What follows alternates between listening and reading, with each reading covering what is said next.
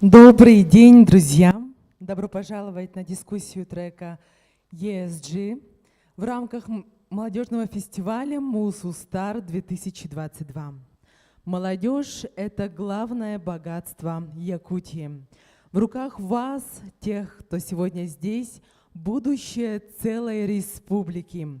Именно от вас и ваших усилий, вашего стремления к мечте зависит, какой она будет. Трек ESG в этом смысле особенно актуален, ведь он посвящен вовлечению молодежи в решение современных проблем экологии. Те, кто занимаются этим сегодня, в буквальном смысле создают наше общее экологичное завтра. Поэтому с удовольствием предоставляю слово модератору дискуссии, который познакомит вас с ее участниками.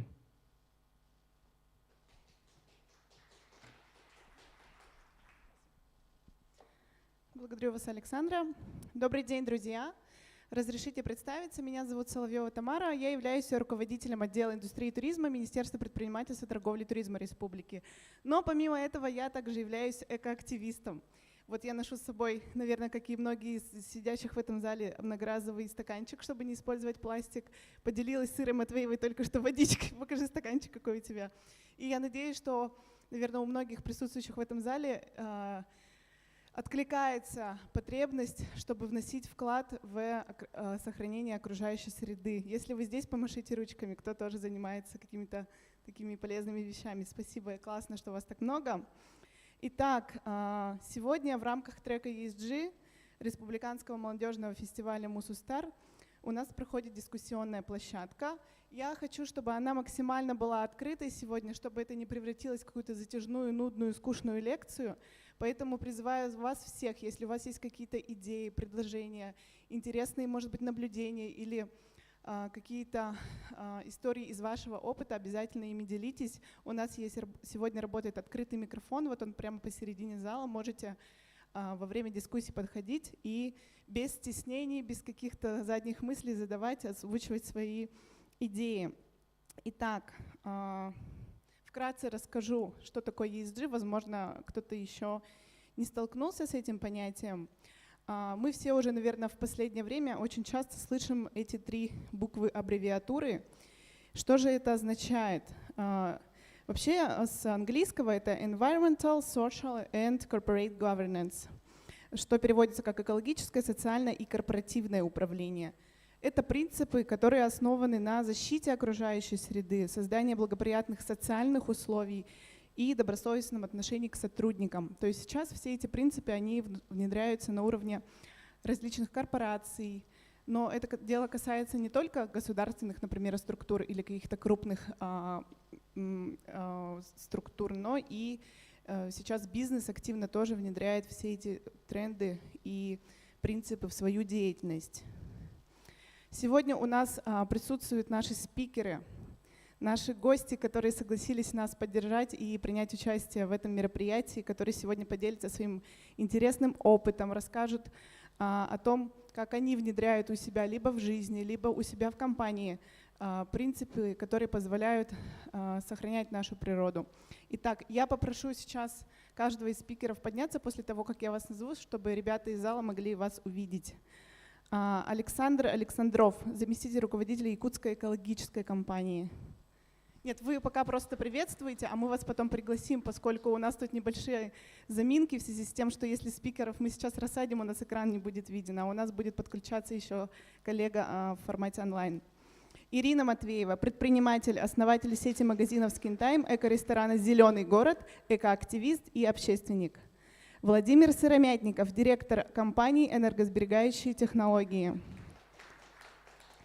Михаил Охлопков, представитель компании «Чол-Сир», специализирующая на изготовлении тротуарной плитки из переработанного пластика. Ильян Павлов, предприниматель, изготовитель скульптур из памятников из пластика и из других материалов. Вы можете познакомиться с его изделиями на первом этаже Музея России «Моя история». Там представлена его персональная выставка. Сахаяна Хаютанова. Вы подошли, пожалуйста, присаживайтесь вперед обязательно. Сахаяна Хаютанова является предпринимателем, основателем эко-маркета Go Green, экоактивистом, руководителем проекта «Мусор в Кубе». Люция Ноева, пожалуйста, покажитесь, автор экологического проекта «Лом с умом». И еще у нас присоединятся чуть позже коллеги, я сейчас их не вижу в зале, я их тогда отдельно представлю. И сегодня у нас также есть хедлайнер Максим Титов, прошу его подключить, коллегу. Хедлайнер нашего трека, исполнительный директор исследовательского центра энергетической политики и международных отношений. Он сегодня к нам подключился онлайн, сейчас, я думаю, мы его увидим и услышим. Максим, здравствуйте, как вы нас слышите, видите? Здравствуйте, я слышу вас прекрасно, вижу зал. Здорово, спасибо вам за подключение. И давайте сразу мы зададим вам интересующий нас вопрос. Так как у нас Максим является, как я уже сказала, директором исследовательского центра энергетической политики и международных отношений, у вас, наверное, есть большой опыт по, в том числе, российскому опыту внедрения принципов ESG. Как же на сегодняшний день внедряются эти принципы по регионам? Нам, конечно же, как региону Дальнего Востока в том числе очень интересно, каким образом оцениваются показатели внедрения этих принципов и вообще какая работа в этом направлении ведется. Пожалуйста. Да, ответ на этот вопрос я бы начал с того, какие драйверы вообще в AFC в России привели к тому, что мы сейчас так много говорим об ESG и ESG-трансформации, ну или если там по-русски, да, об устойчивом развитии. Изначально давление было со стороны иностранных инвесторов, которые под влиянием международных практик стали обращать внимание на то, как компании, в которые эти инвесторы вкладывают деньги, как компании относятся к защите окружающей среды, к соблюдению прав сотрудников и, что не менее важно в области вот S, да, компонента, это соблюдению прав тех народов, тех жителей, которые живут в местах работы каких-то крупных компаний. Прежде всего, конечно, под этим давлением оказались российские сырьевые компании. Горнодобывающий сектор, здесь Якутия, можно много названий привести, и энергетический сектор России. Весь, от нефтегазового до тепло- и электроэнергетического. Поэтому вот можно сказать, что первым таким звоночком были письма счастья, я бы это назвал, от иностранных инвесторов всем российским крупным компаниям, включая, кстати говоря, и «Газпром», где говорилось о том, что, пожалуйста, раскройте нам информацию о том, как ваша компания влияет на изменение климата, как ваша компания соблюдает права коренных народов и местных сообществ, как ваша компания готовится к тому, что, например, если вы работаете в зоне вечной мерзлоты, а мы знаем, нам рассказывают по телевизору, что в Арктике глобальное потепление происходит значительно быстрее, чем в целом по планете. Как вы готовитесь к тому, что ваши активы, ваша инфраструктура, ваши трубопроводы, ваши дороги, здания, какие-то производственные объекты могут пострадать? Мы, как инвесторы, озабочены этим. Если вы нам эту информацию не предоставите, мы просто выйдем из ваших активов. Да? То есть это был очень серьезный аргумент для того, чтобы руководство российских компаний на очень высоком уровне начало обращать на это внимание. То есть первое было такая ласточка – это отчетность, это раскрытие информации по международным стандартам. Затем к этим требованиям подключились биржи, и российская биржа, в частности, выпустила рекомендации для компаний, которые размещают свои ценные бумаги на бирже, о том, что такую информацию, существенную информацию об экологических и социальных факторах необходимо раскрывать определенным образом. Ну и самый главный для нас, наверное, с вами звоночек прозвучал, когда этим занялся регулятор, когда мегарегулятор, Российский Центральный банк, выпустил несколько рекомендаций для открытых акционерных обществ, говорящих о том, что вы должны постепенно начинать применять, пока в добровольном порядке, это рекомендация, вы должны применять международные стандарты нефинансовой отчетности. Почему это важно? Потому что тренд заключается в том, что это не финансовая отчетность, отчетность, повторяю, об экологических и социальных факторах в деятельности вашего бизнеса. Она постепенно сливается с финансовой отчетностью, и она становится такой же значимой, как отчетность финансовая. Если вы это делать не будете, а сегодня это просто рекомендация, но завтра это может иметь силу закона. Это станет, такое раскрытие станет обязательным. И те, кто это не делают, они могут получить какой-то нагоняй от регулятора. Мы в России знаем, что это может быть не очень приятно и достаточно болезненно. Вот. Это такое как бы давление сверху, если можно сказать. Но есть еще давление снизу или сбоку. Это требования ваших деловых партнеров, это требования ваших клиентов и поставщиков, и меняющийся запрос потребителей. То есть компании, которые работают на рынках, связанных непосредственно с потребительскими товарами, они могут обратить внимание, что люди, скажем, покупают теперь продукцию, произведенную из переработанной бумаги, или внимательно относятся к тому, во что упакован товар, который вы продаете, да, сколько там слоев пластика, картона, какой-то еще фольги и так далее. Все это потом летит в мусорную корзину, и все это загрязняет. Да? Соответственно, вот давление со стороны инвесторов, давление со стороны регуляторов и давление со стороны потребителей и деловых партнеров – это три фактора. Компании, если говорить о Якутии, если говорить о Дальнем Востоке, я уже сказал, что первыми попали под раздачу, конечно, очень крупные компании, все сырьевые компании и вся энергетика. Следующим оказался транспорт, потому что, скажем, морской транспорт очень много выбросов парниковых газов, в частности, производит, и есть также серьезное давление по части экологических выбросов.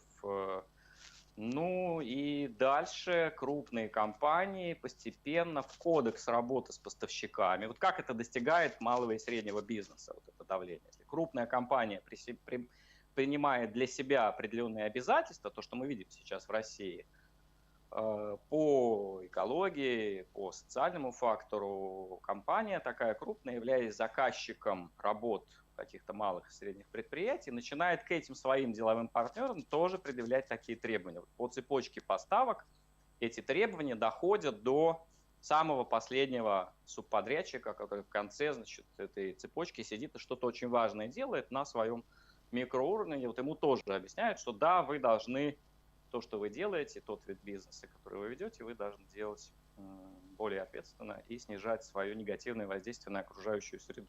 Но если говорить об изменении климата, пример приведу. Компания сырьевая, которая, скажем, добывает сырье на каком-то месторождении и потом 800 километров вывезет по вечной мерзлоте на комбинат, такие у нас есть и в Якутии тоже есть такие компании, понимает, что по прогнозам Росгидромета об изменении климата на горизонте 25, 30, 50 лет с этой дорогой в вечной мерзлоте могут произойти необратимые изменения. И если вы рассчитываете по-прежнему эксплуатировать это месторождение, вы должны понимать, с чем вы можете столкнуться. Можете столкнуться с тем, что дороги не будет. Как вы будете эту руду возить на комбинат? Вертолетами? Это очень дорого. Есть они там, они вообще летают. Есть ли река, где можно это делать? Вот лесопромышленный комплекс северо-запада России, я в Петербурге нахожусь, отмечал пару лет назад, когда были очень теплые зимы, что река не замерзла этой зимой, и мы не смогли вывести лес заготовленный.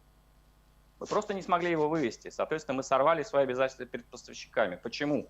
Потому что происходят необратимые изменения в природе, и мы должны понимать, как эти изменения отразятся на нашем бизнесе. То есть речь идет вот применительно к компаниям, к российским на сегодняшний день, об очень важном таком аспекте. Это не пиар, да, это не создание какой-то красивой картинки, красивого отчета.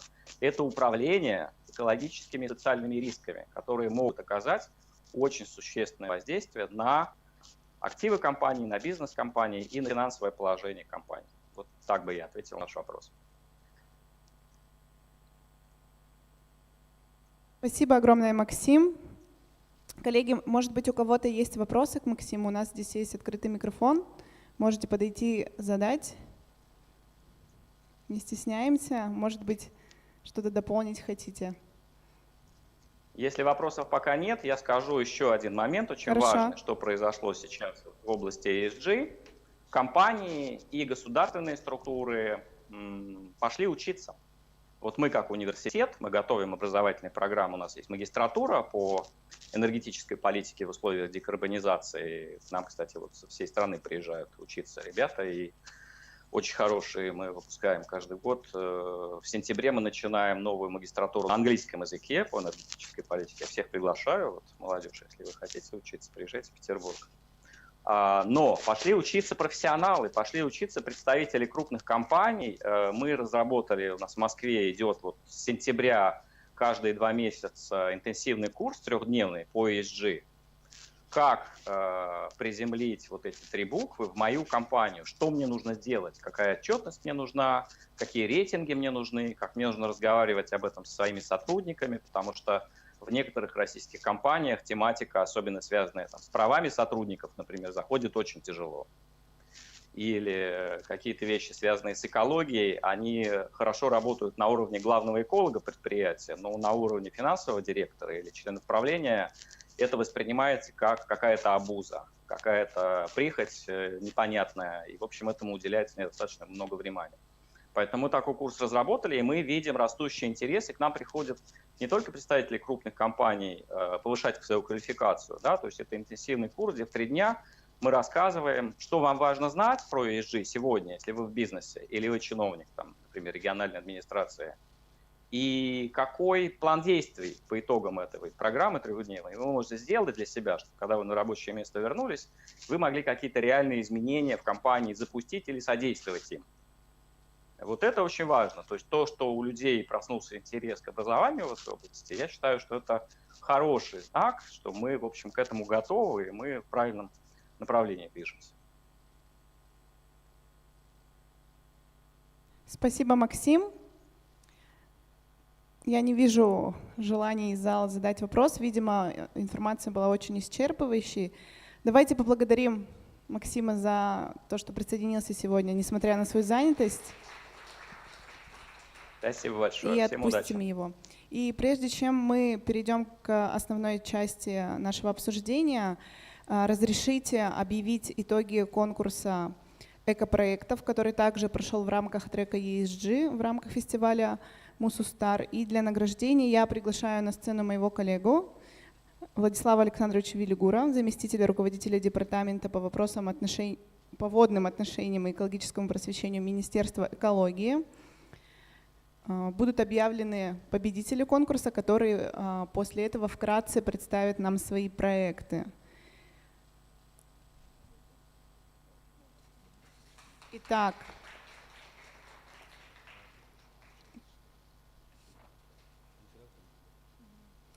приглашаем победителей. Первое место в конкурсе экопроектов среди студентов «Экостарт» занял проект «Отряд Экомедикол». Авторы: Степанова Кристина Алексеевна, Бережнова Елена Андреевна, Васильева Валентина, студенты Якутского медицинского колледжа. Пожалуйста. Так, ну, команду победителей сразу объявили, но, дорогие участники, наверное, вам уже сказали, что главный приз вы получите завтра на итоговом мероприятии, которое состоится в спортивном центре «Триумф». И на главной сцене этого молодежного фестиваля вы получите главный приз. Поэтому сейчас нам пока вручить вам нечего. Да, но вы расскажете про свой проект всем присутствующим. Хорошо? Спасибо.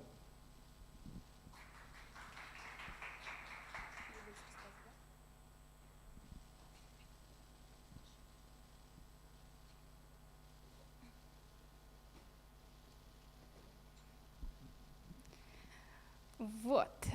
Всем привет! Мы отряд Экомедикал от Якутского медицинского колледжа. И сегодня вашему вниманию мы хотим представить наш проект. Но для начала меня зовут Лена. Меня Кристина. Меня Валя. Так, можно дальше, да? Кто-то нажимает. Ага. Так, для начала, как мы все знаем, что экология это является, она составная часть нашей жизни. И многие люди, они неосознанно как причиняют вред нашей природе, которая закладывались многие года. И сейчас мы стоит серьезно задуматься об этой проблеме. И мы решили начать с малого, с нашего колледжа.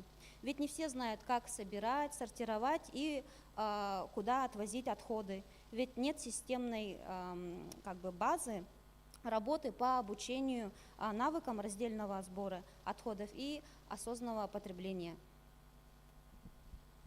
Наша цель и задача.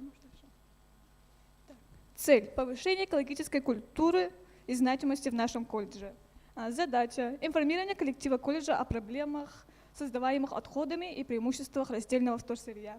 Сбор и подготовка сдачи вторсырья, поведение мероприятий к защите окружающей среды, бережливого отношения к природе, осознанного отношения к ресурсам.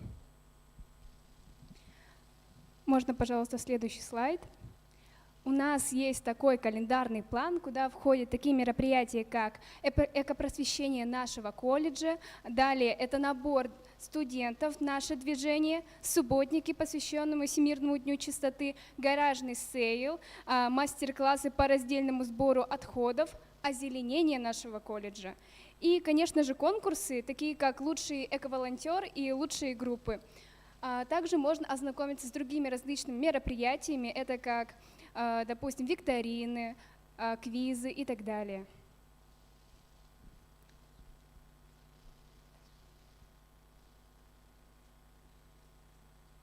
Таким образом, мы хотим приобщить всех к экологическому образу жизни, чтобы каждый правильно сортировал отходы для вторсырья. И в дальнейшем мы хотим осуществить нашу главную цель – установить экстерьерный карьер для территории колледжа. Это позволит нам напрямую в больших количествах увеличить объем сбора мусора. И к итогу хотела бы сказать, что мы добьемся единства с природой, где общество будет бережно относиться к ней и проводить мероприятия по сохранению экологии. Ведь от этого зависит не только качество нашей жизни, но еще и будущее наших поколений. И также вот хотели бы ознакомиться, вот это наши аккаунты медицинского колледжа. И вот это у нас, получается, проходят уроки экопросвещения. Вот так вот мы утилизируем, готовим вторсырье на переработку. Отвозим все на Вилюйский тракт, 3-й километр, где экобаза. Вот это вот. Макулатуру собираем, и вот сдача вторсырья вот так вот у нас происходит. Спасибо за внимание.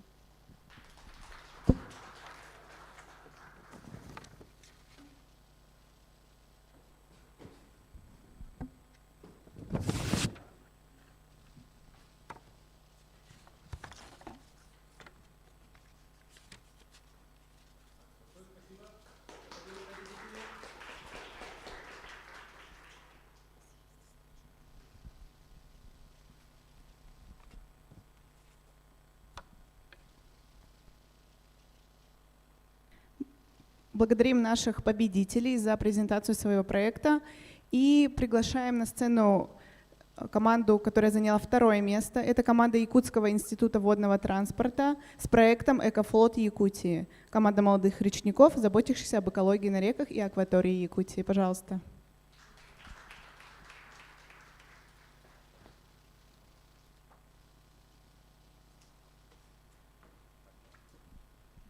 Поздравляем.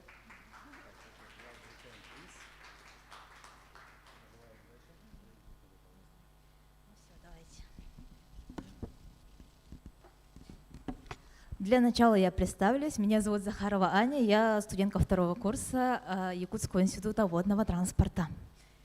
Хочу предоставить вам проект «Экофлот Якутии» и вывести актуальность проблемы и их пути решения. Извиняюсь. Так. Дальше.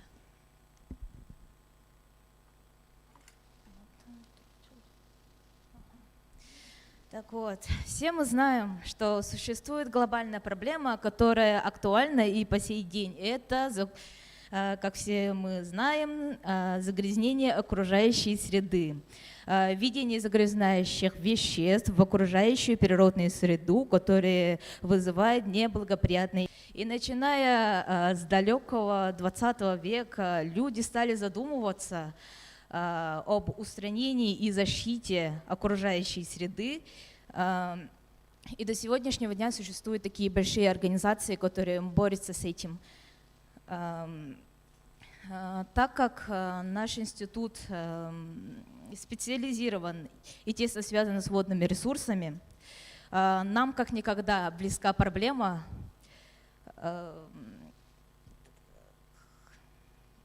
загрязнения водных акваторий на территории нашей республики. В связи с этим возникла необходимость реализования проекта «Экофлот» на уровне вуза и на уровне республики. Данный проект будет направлен на формирование осознания потребления и на развитие навыков раздельного сбора отходов и их утилизации, на заботе о природе и ее ресурсах.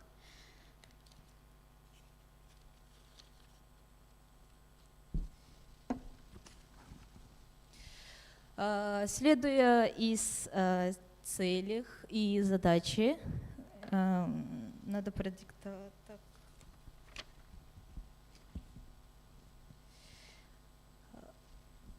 Ну так.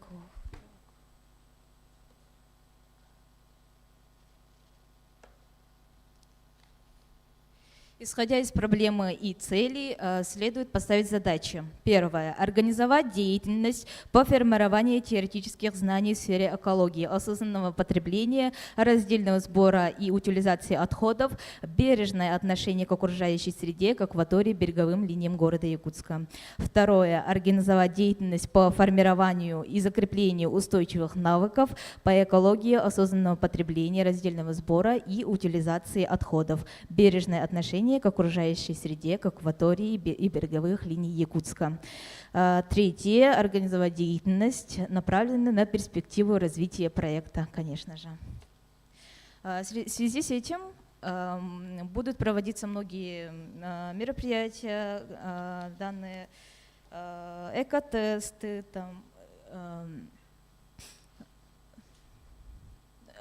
чтобы внедрить курсантам и студентам об важности защиты нашей планеты.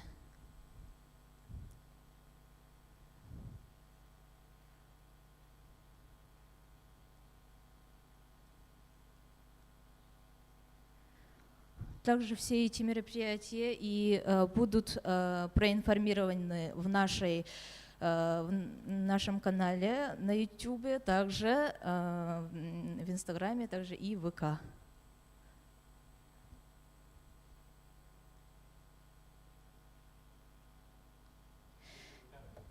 Да, да, отлично, было бы отлично. Ну так вот.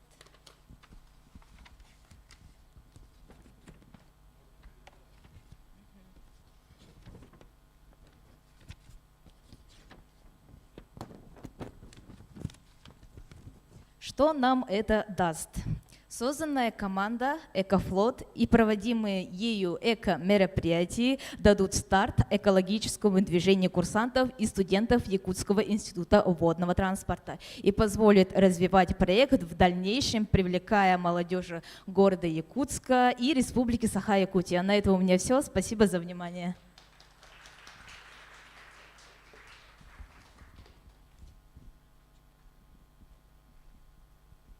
Я думаю, друзья, вы согласитесь, что прям на сердце такая радость от того, что наше молодое поколение сейчас действительно осознанно подходит к проблеме загрязнения окружающей природы и реализует еще такие классные проекты. Итак, давайте сейчас мы послушаем, кто же занял 3-е место в конкурсе «Экостарт». Это проект «Экохарды». Автор Филиппов Анатолий, студент 3-го курса отделения наземного транспорта Вилюйского профессионального педагогического колледжа имени Чернышевского. Пожалуйста, приглашаем вас на сцену.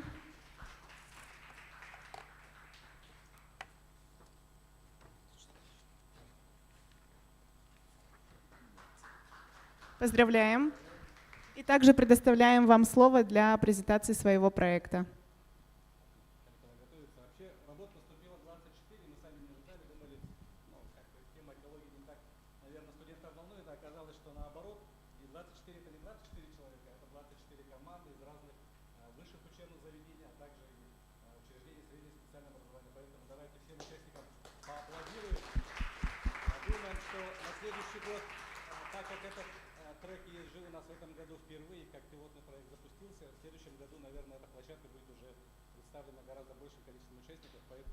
Большое спасибо всем, кто принял участие. Еще раз поздравляю, 3-е место, молодец. Здравствуйте, меня зовут Филиппов Анатолий. Я студент Вилюйского профессионального педагогического колледжа. Мобильное приложение волонтерского движения «Эко-ходы» как средство повышения экологической культуры и молодежи.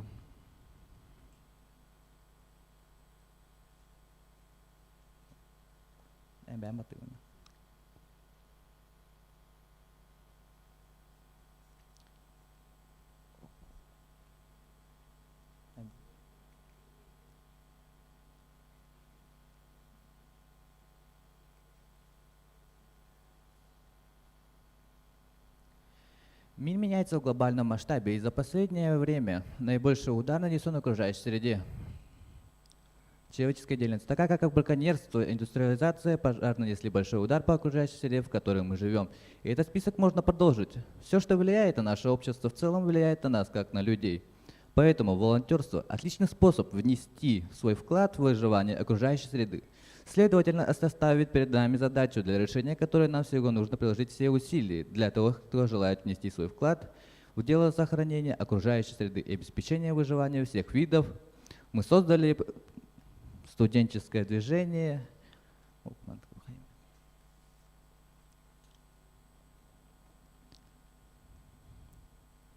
Дальше.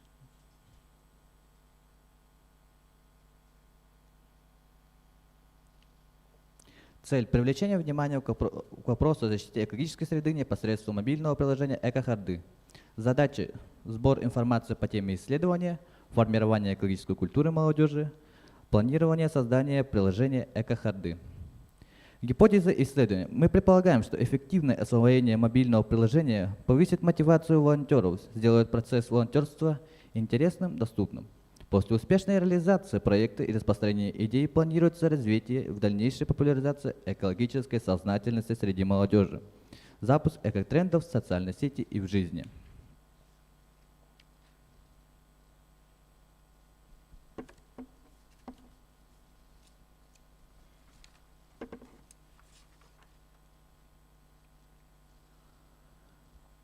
Результаты студенческого волонтерского движения «Эко-ходы». Формирование у студентов экологического мировоззрения, экологической культуры поведения, изготовление и распространение эко-сумок, многоразовых бахил, эко-губок из джута.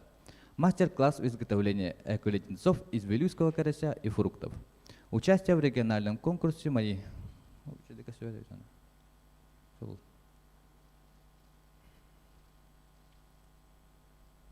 Акции по благоустройству территории города, субботники по берегу реки Вилюй, организация проведения природоохранных и просветительных акций, высадки деревьев, распространение экологических роликов, защита бизнес-проектов по изготовлению эко-ковриков.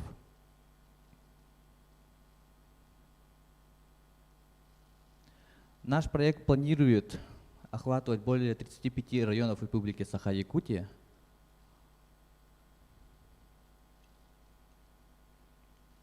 Вот наше будет приложение на иконка.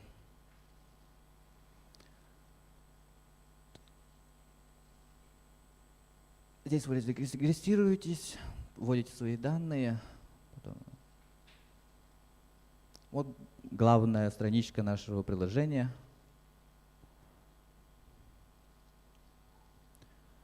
Здесь будут также вывешены наши новости, которые произошли на этой неделе.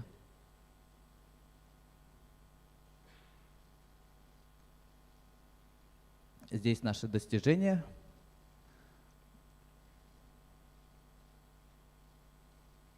И также в нашем приложении будет рейтинг волонтеров, при которых при выполнении задач вам будут начисляться баллы и подниматься в рейтинговых.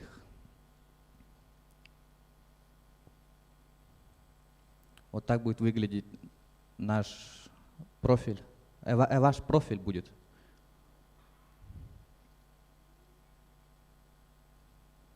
Также здесь вы можете оценить или отправить им сообщение, или оставить отзыв.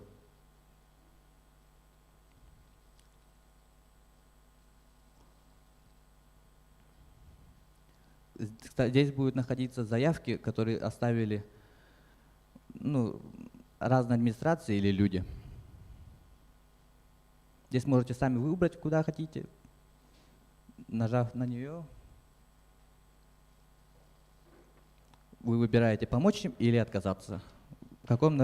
Где он находится, здесь будет написано, и какие задачи надо выполнить. Также можно попросить пожертвования.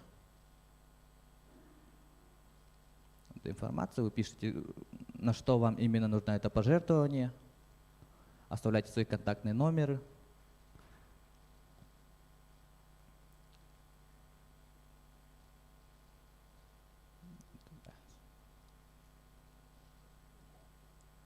Назад. Ресурсные проекты расходы на разработку проекта, финансирование проекта.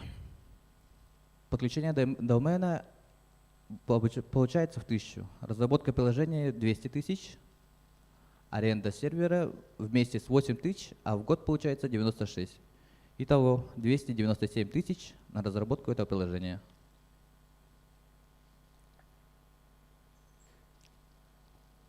Заключение. Создание студенческого движения и проект мобильного приложения «Эко-ходы» убедительно показывает, что в этой идее заключены большие возможности для модернизации волонтерства, то есть для совершенствования процесса оказания добрых дел и экологической направленности света новых требований предъявляют в настоящее время.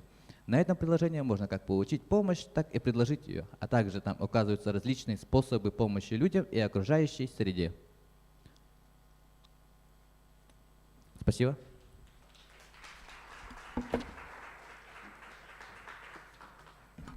Так, ну, большое спасибо, Анатолий. Это были победители первые 3 места, которые заняли призовые места у нас в конкурсе «Эко-старт». Как мы сказали, в этом году впервые такой конкурс был проведен для именно студенческой молодежи. Но это еще не все. Тут у нас в рамках трека ESG был также проведен конкурс для населения, который назывался «Эко-привычки», и он проводился у нас в социальных сетях, где каждый желающий мог рассказать о себе в видеоролике, что он может сделать или какой вклад он вносит в охрану окружающей среды и в развитие темы экологии. Ну, тут у нас в начале мероприятия крутились ролики победителей, но сейчас мы можете в конце, конечно, их посмотреть и ознакомиться на наших социальных сетях. А сейчас мы хотим просто поблагодарить и наградить тоже 3 лидеров, которые были отобраны из числа всех участников. И сейчас хочу на сцену пригласить ученика 1 Г-класса СОШ номер 7 города Якутска Степанова Марка, который занял 3 место в республиканском конкурсе «Мои эко-привычки» в рамках молодежного фестиваля «Мусустар-2022». Молодец, Марк, давайте его.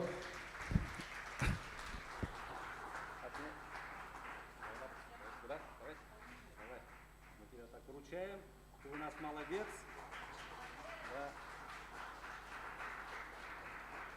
Так, ну, с видеороликом Марка, как мы сказали, можете ознакомиться в социальных сетях Министерства экологии, поэтому и ВКонтакте, Одноклассники, поэтому приглашаем на наши новые странички, так как мы знаем, что те, которые страницы у нас были до этого развиты, они немножко уже... Да, но они пока приостановлены, можно так сказать. Так, спасибо, Марк, молодец. Так, следующее у нас 2 место вручается Хаютановой Сахаяне Александровне. Сахаяна Александровна у нас участник многих мероприятий, она у нас, ну так сказать, экоактивист, эко-лидер, поэтому ну, я думаю, что это 2 место ваше заслуженное.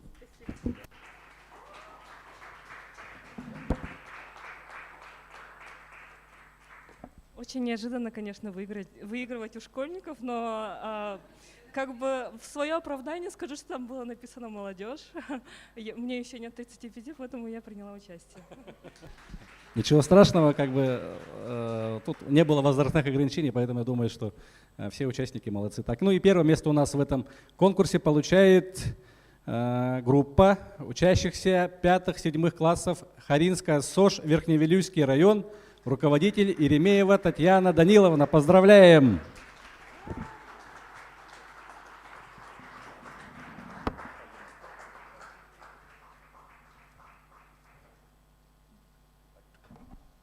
Ну и приглашаем, да, конечно, и приглашаем всех участников на следующий год. Обязательно участвуйте. Мусустар, вперед, Форева. Здравствуйте, всем привет. Очень рада находиться здесь. Приехали с самого Верхнеуфимского улуса, и поэтому хочу немножко рассказать про наш проект вот на такой большой сцене, можно сказать, да? Ага. Мы с учениками подготовили проект, который называется «Эко-школа». И в нашем проекте, ну, он прошел пока, ну, в таком стартовом этапе, да, мы провели эко-школу у нас в рамках недели экологии. Он у нас делится на 3 этапа. Первый — это теоретический, второй — практический, и потом отчетные мероприятия. На первой неделе мы рассказывали, объясняли, учили детей, что такое мусор, что такое вторсырье, да, что можно из него делать. Но теория была чистая. И потом, после этого, вдохновившись, можно сказать, да, у нас была практическая часть, и учащиеся изготавливали свои эко-товары. Это были мешочки, сеточки. Это мальчики из старшие классы, они подготовили еще такие доски разделочные, подставки для цветов, все у нас было, да. И в окончании 2-й недели у нас мы провели эко-ярмарку. И мы продавали товары. И, конечно же, у всякого проекта есть цель, да. Цель нашего проекта — это, ну, скажем, начальная. Мы хотим собрать деньги, чтобы отправить очень много макулатуры на переработку. Ну, мы знаем Картон Компани, да? Старых книг, журналов, учебников, старых докладов очень много, поэтому никто нам бесплатно все это не отвезет. Коробки очень тяжелые, и поэтому мы собрали деньги. Ну, у нас пока получилось маленько. Товары мы еще принесли, поэтому призываю всех помочь в нашем деле. Купите у нас наши эко-товары, они у нас на 1-м этаже. Сеточки, сумки, шоперы, все очень хорошего качества, да? Ну, если учитывая то, что шили школьники, да, это очень хорошо. Вот так, все сказала, не зря приехала. Спасибо большое всем.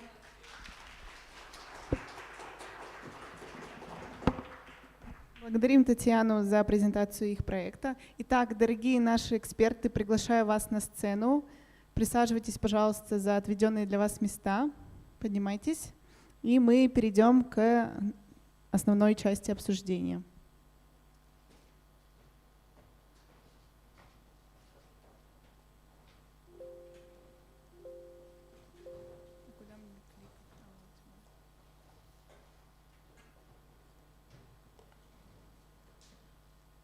Так, давайте я сначала расскажу, как мы сегодня работаем. У нас не будет каких-то докладов, лекций или презентаций в части обсуждения. Мы будем задавать, как на наш взгляд, кажется, самые актуальные вопросы нашим спикерам в зависимости от их специализации. Они будут выражать свое мнение, делиться своим опытом, рассказывать нам о том, как они внедрили тот или иной экологический принцип в своей работе, а затем мы будем приглашать сегодняшних гостей наших для того, чтобы вы могли задать вопросы им. И в любой момент можно подключиться, что-то спросить, дополнить или озвучить, поэтому, пожалуйста, подходите к микрофону. Первый вопрос будет Александру Александрову, это заместитель директора Якутской экологической компании. Очень благодарны коллегам за то, что откликнулись, и сегодня на 1-м этаже, как завтра и послезавтра, будет осуществляться прием различных фракций. Вы сможете сдать пластиковые бутылочки, картон, бумагу, батарейки, крышечки для того, чтобы в дальнейшем это все отправилось на переработку силами Якутской экологической компании.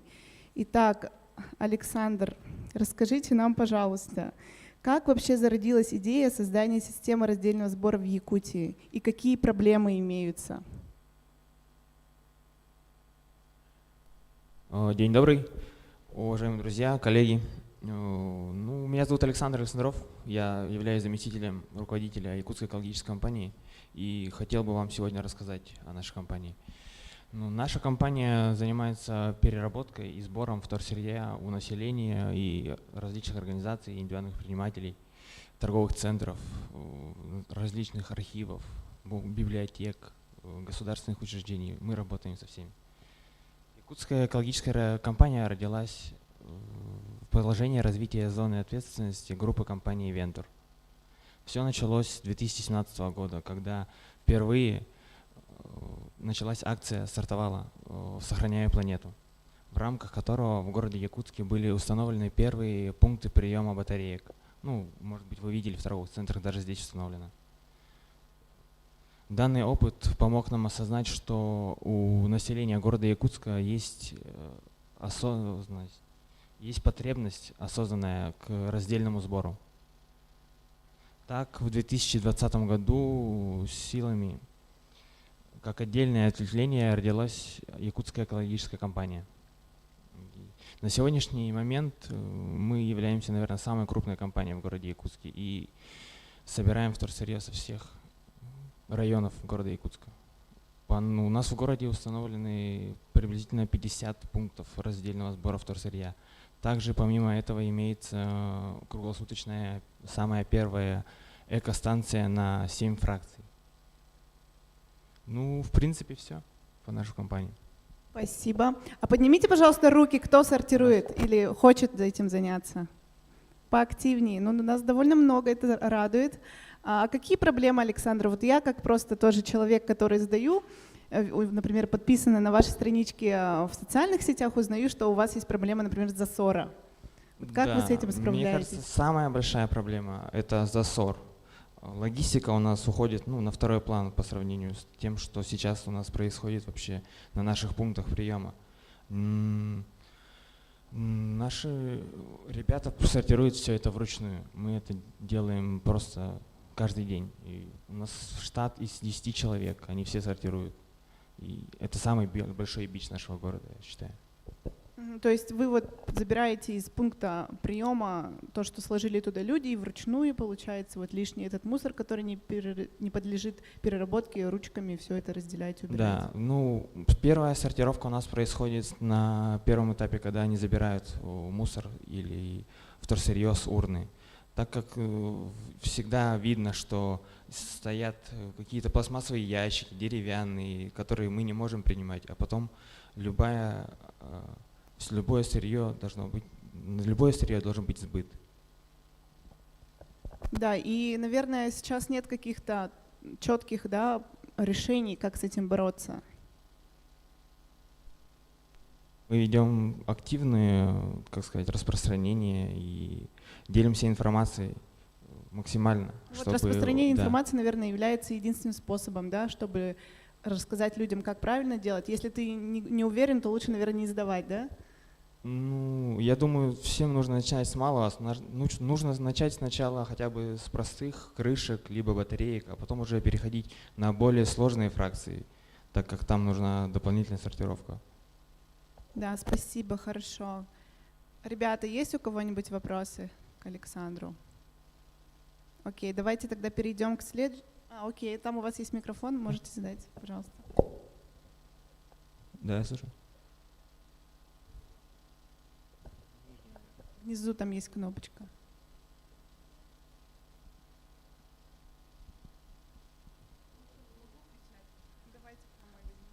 У меня вопрос. Вот недавно у нас в Якутске девушка Евгения занялась такой деятельностью, как экотакси. И она будет, получается, собирать сырье, грубо говоря, для вас, чтобы отвозить к вам на станцию. И вопрос, если она будет сортировать такие виды сырья, которые вы не принимаете, и уже сдавать вам чистый вид, то мы говорим сейчас о пластике мягком, правильно я понимаю? Мягкие, твердые, да, например, пятерка. Мы отказались от такого мягкого пластика, потому что большое количество засоров было именно в этой фракции. Нет, если сырье будет отсортировано, без проблем, конечно, мы можем принимать, хорошо, даже спасибо. от бизнеса, от любого. Добрый день. Да, здравствуйте. У меня вопрос по поводу, вот мы сейчас занимаемся внедрением РСО в органы исполнительной госвласти, да, и в министерство и ведомство. Я хотела уточнить, на каком основании мы можем с вами заключать договор, вот по каким фракциям, то есть по каким фракциям мы решим в каждом министерстве отдельно, да, а потом уже выходим на вас заключение договора, чтобы с подрядчиком по вывозу вторсырья. Вот вы же сейчас работаете, я хотела просто уточнить, как у вас механизм проходит по вывозу вторсырья от заказчика. Вывозу вторсырья имеете в виду с объекта партнера, с которым мы заключили договор, да? Да. Правильно? Мы с ними, у нас есть разные пути решения. Мы работаем и по заявке, и по маршруту. У нас несколько организаций больших, такие как Хозмаркет, больше-меньше, допустим. Сейчас свои копейки. Мы с ними работаем по маршруту. Не нужно никому писать, звонить. Наша машина приезжает, забирает в день. Допустим, если какой-то клиент хочет, чтобы у него вывезли разово определенный объем, то мы без проблем всегда открыты. Ну, то есть там объем определенный, они набирают, у них накапливается мусор, ну, вторсырье, да. Обязательно ли им иметь место для хранения, чтобы объем был побольше? Или вы можете забирать? Ну, желательно, конечно, иметь место для хранения, потому что для маленького объема нерентабельно будет ездить вообще, машину отправлять. Вы сами можете понимаете. Ну, а так, конечно, мы работаем от 300 килограмм или вывоз картона от 3 кубов, грубо говоря. Хорошо, спасибо. Пожалуйста. Спасибо, Александр. Следующий наш эксперт — это Ирина Матвеева, предприниматель, основатель сети магазинов Skin Time, эко-ресторана «Зеленый город», эко-активист и общественник. Я думаю, вы многие ее знаете. Так, Ирина, подскажите, пожалуйста, как в нашем городе, в нашей республике работает движение по раздельному сбору в части приобщения жителей Якутии к нему? И можно ли предпринимателям к нему как-то присоединиться? Спасибо.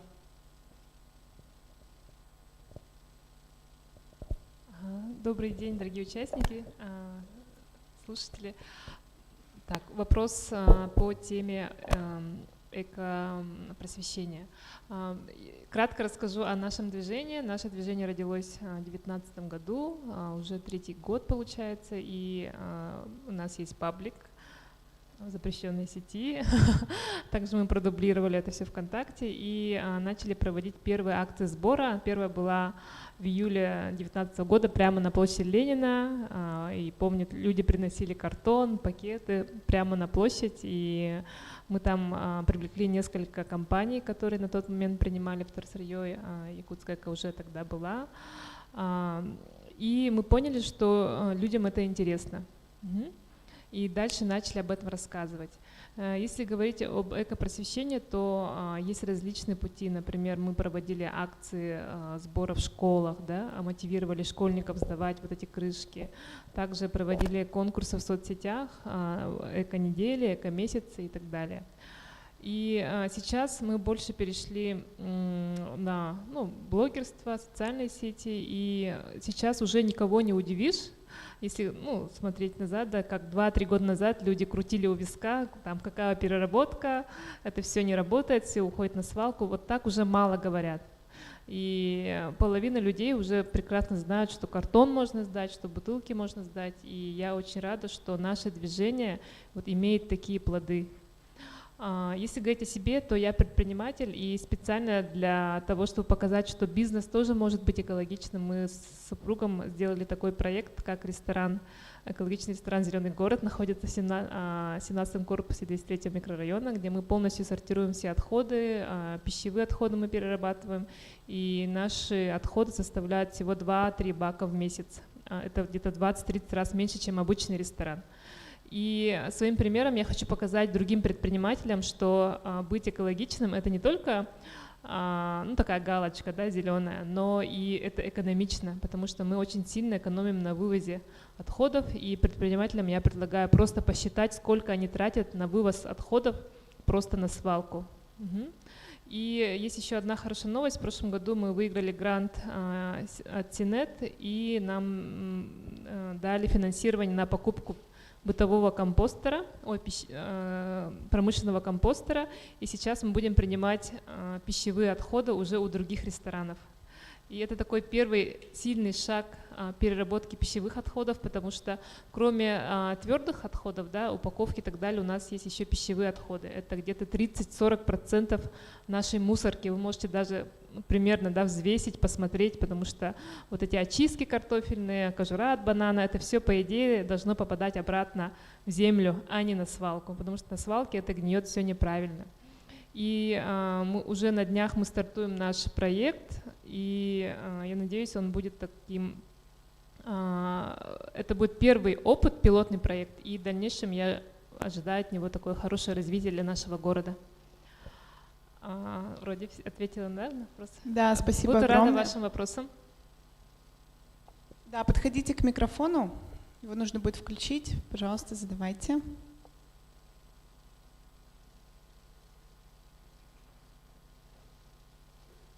Добрый день, меня зовут Галина.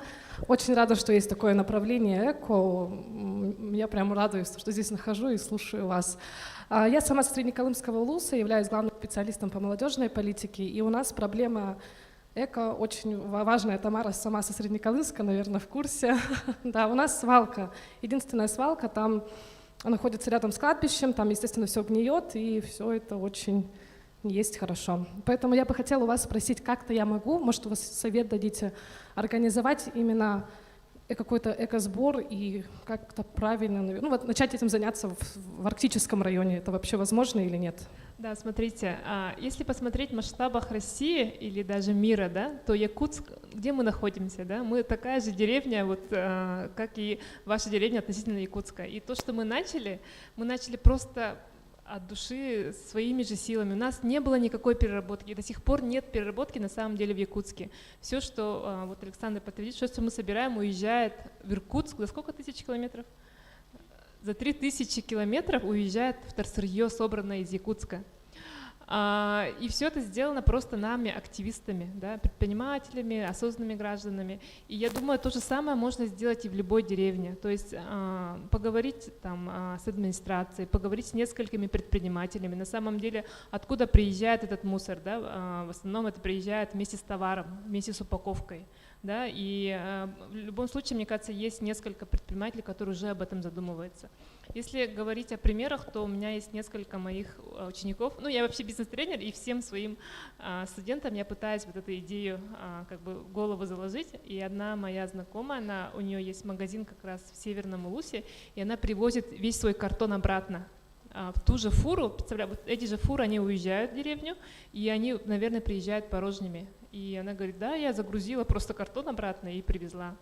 Также у нас у магазина Скинтайм есть 15 филиалов по республике, и в каждом филиале у нас установлены урны для крышек и батареек. И расходы на их утилизацию несет сам предприниматель, наши партнеры. Так что, мне кажется, нужно работать через бизнес и создать какое-то сообщество. Да? Вот вы не одна на самом деле, у вас уже, наверное, есть соседи, которые тоже об этом думают. И вот как Верхневильюйск, наша Татьяна, она привозит вторсырье в Якутск, находит финансирование. Класс. То есть означает, что нужно начинать, во-первых, как сказал Александр, с малого, с себя прежде всего, да, сдавать хотя бы там батареечки и так далее, то, что не занимает много места, и искать тех, кто тоже ищет такие же пути решения своих вопросов, то есть soulmate'ов, какие-то сообщества, которые близки к вам по духу. Спасибо, Ирина. Я напоминаю, что мы, в принципе, по ходу дискуссии любому спикеру можем задать вопрос, так что если сейчас у вас пока еще нет никаких вопросов, то потом вы спокойно можете еще озвучить их. Следующий наш сегодняшний гость — эксперт Владимир Сыромятников, руководитель компании «Энергосберегающие технологии». Здравствуйте, Владимир. Мы с ним работаем очень давно, очень активно, в том числе по проектам, связанными со сферой туризма. Наверное, все знают, что есть очень классная туристическая база «Ленские столбы», напротив прямо Ленских столбов в местности Батамай. Может, еще не ездили, так как она открылась совсем недавно. Так это его проект. Представляете, вот в том месте, где нет ни дороги, ни света, ни газа, они построили такую классную гостиницу. Это, наверное, звучит немножко как реклама, извините, но действительно я не могу не озвучить этот восторг. Но так как сегодня у нас тема немножко другая, поэтому я обращаюсь к вам с вопросом об опыте внедрения энергосберегающих технологий, зеленой энергетики в Якутии. Как вы вообще оцениваете перспективы развития этого направления в нашей республике? Пожалуйста. Да, ну еще раз всем добрый день. Наша компания «Энергосберегающие технологии» работает с 2010 года. Мы занимаемся энергосервисными контрактами. Это такие контракты с бюджетными учреждениями, где мы за свой счет делаем энергосберегающие мероприятия и тем самым сокращая потребление тепловой энергии. И за счет экономии мы получаем свои доходы. На сегодняшний день у нас 187 объектов. Это школы, детские сады, спортзалы, администрации. Мы работаем вот в близлежащих районах. У нас есть большой опыт. То есть мы с 2011 года такими контрактами занимаемся. Сейчас мы также вместе с республикой мы участвуем в формировании законодательства по внедрению таких контрактов в жилых домах многоквартирных. В скором времени, я думаю, это все получится.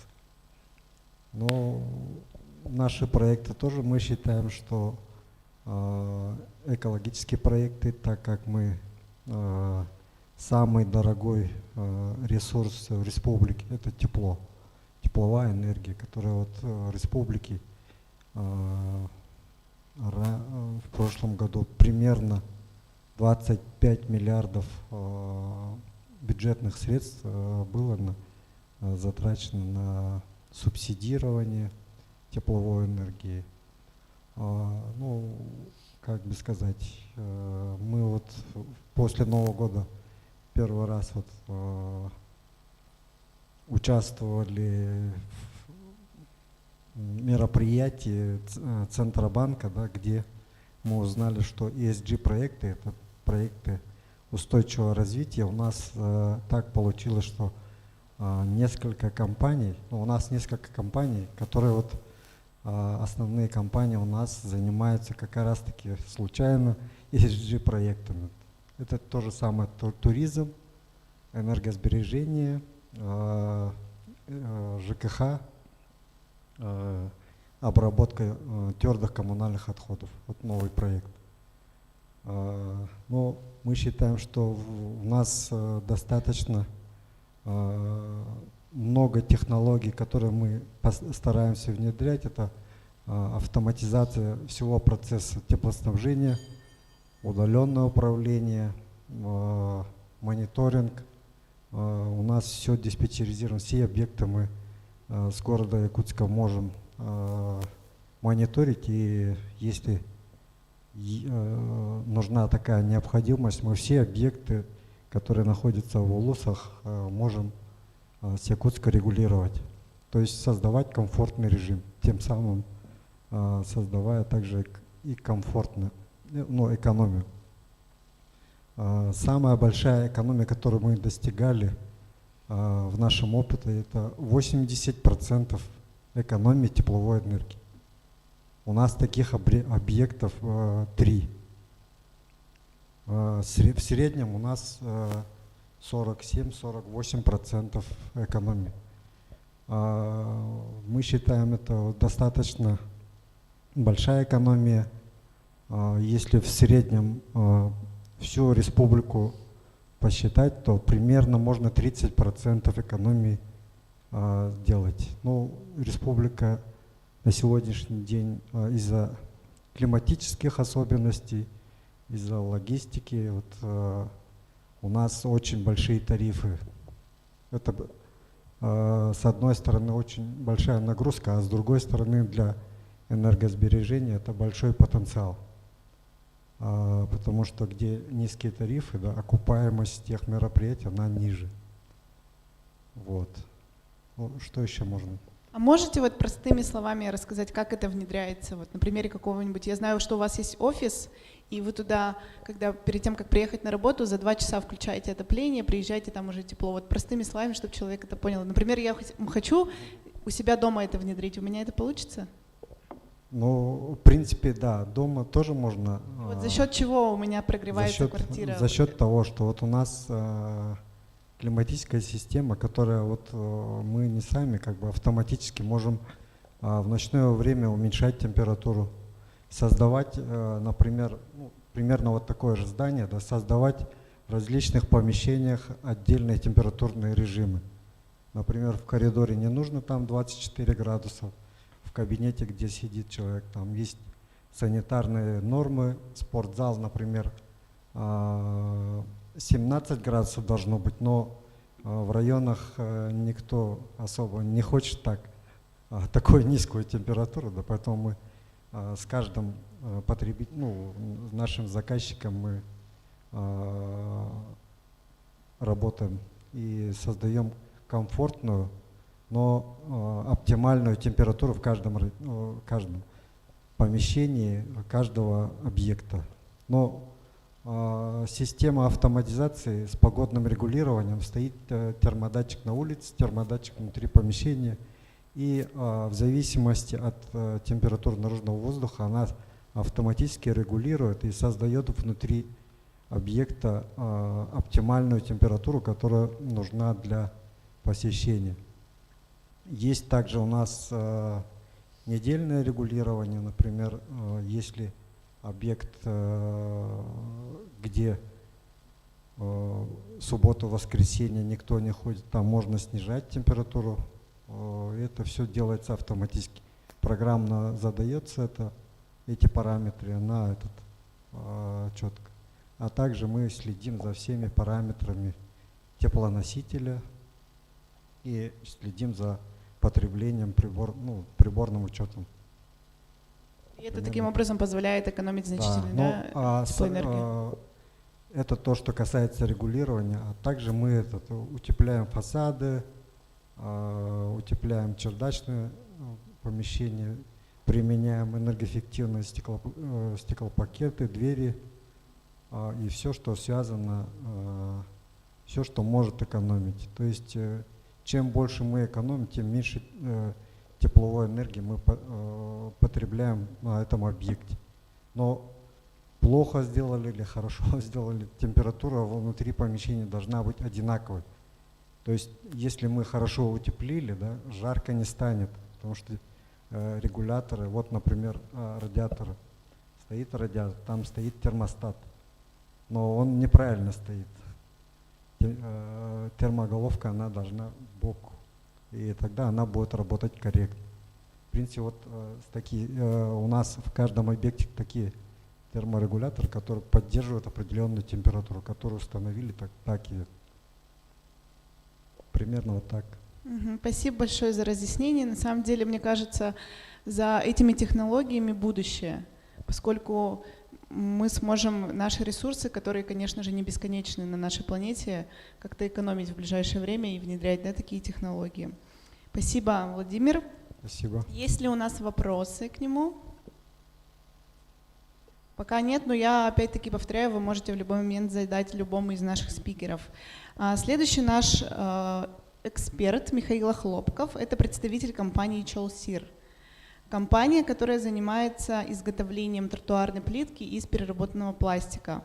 Тоже очень, на мой взгляд, интересный проект, необычный. Я думаю, что вы единственный, в республике, который этим занимается. Нет, на сегодняшний день, к счастью, уже нет, да, уже отлично. люди, У вас уже появились да, конкуренты, да? Ну, так сказать, не сказать прям конкуренты, потому что мы черпаем все кружкой море, получается, и все потихоньку, поэтому поделили рынок, да? Да, никак друг другу не мешаем. Я это и Отлично. давно рассказывал, то, что вот в Улусах вот спрашивали, можно закупить оборудование и там же перерабатывать на месте пластиковые отходы в другие материалы. Получается, там технология очень простая, это соединить пластик с песком, больше ничего не надо. И из этого вот получается очень твердый материал, который, вот, например, мы делаем тротуарную плитку, и он прослужит вам как минимум 50 лет. Поэтому все гениальное, все рядом. Мы начали этим заниматься в 2018 году, изучали все, в 2019 году купили оборудование.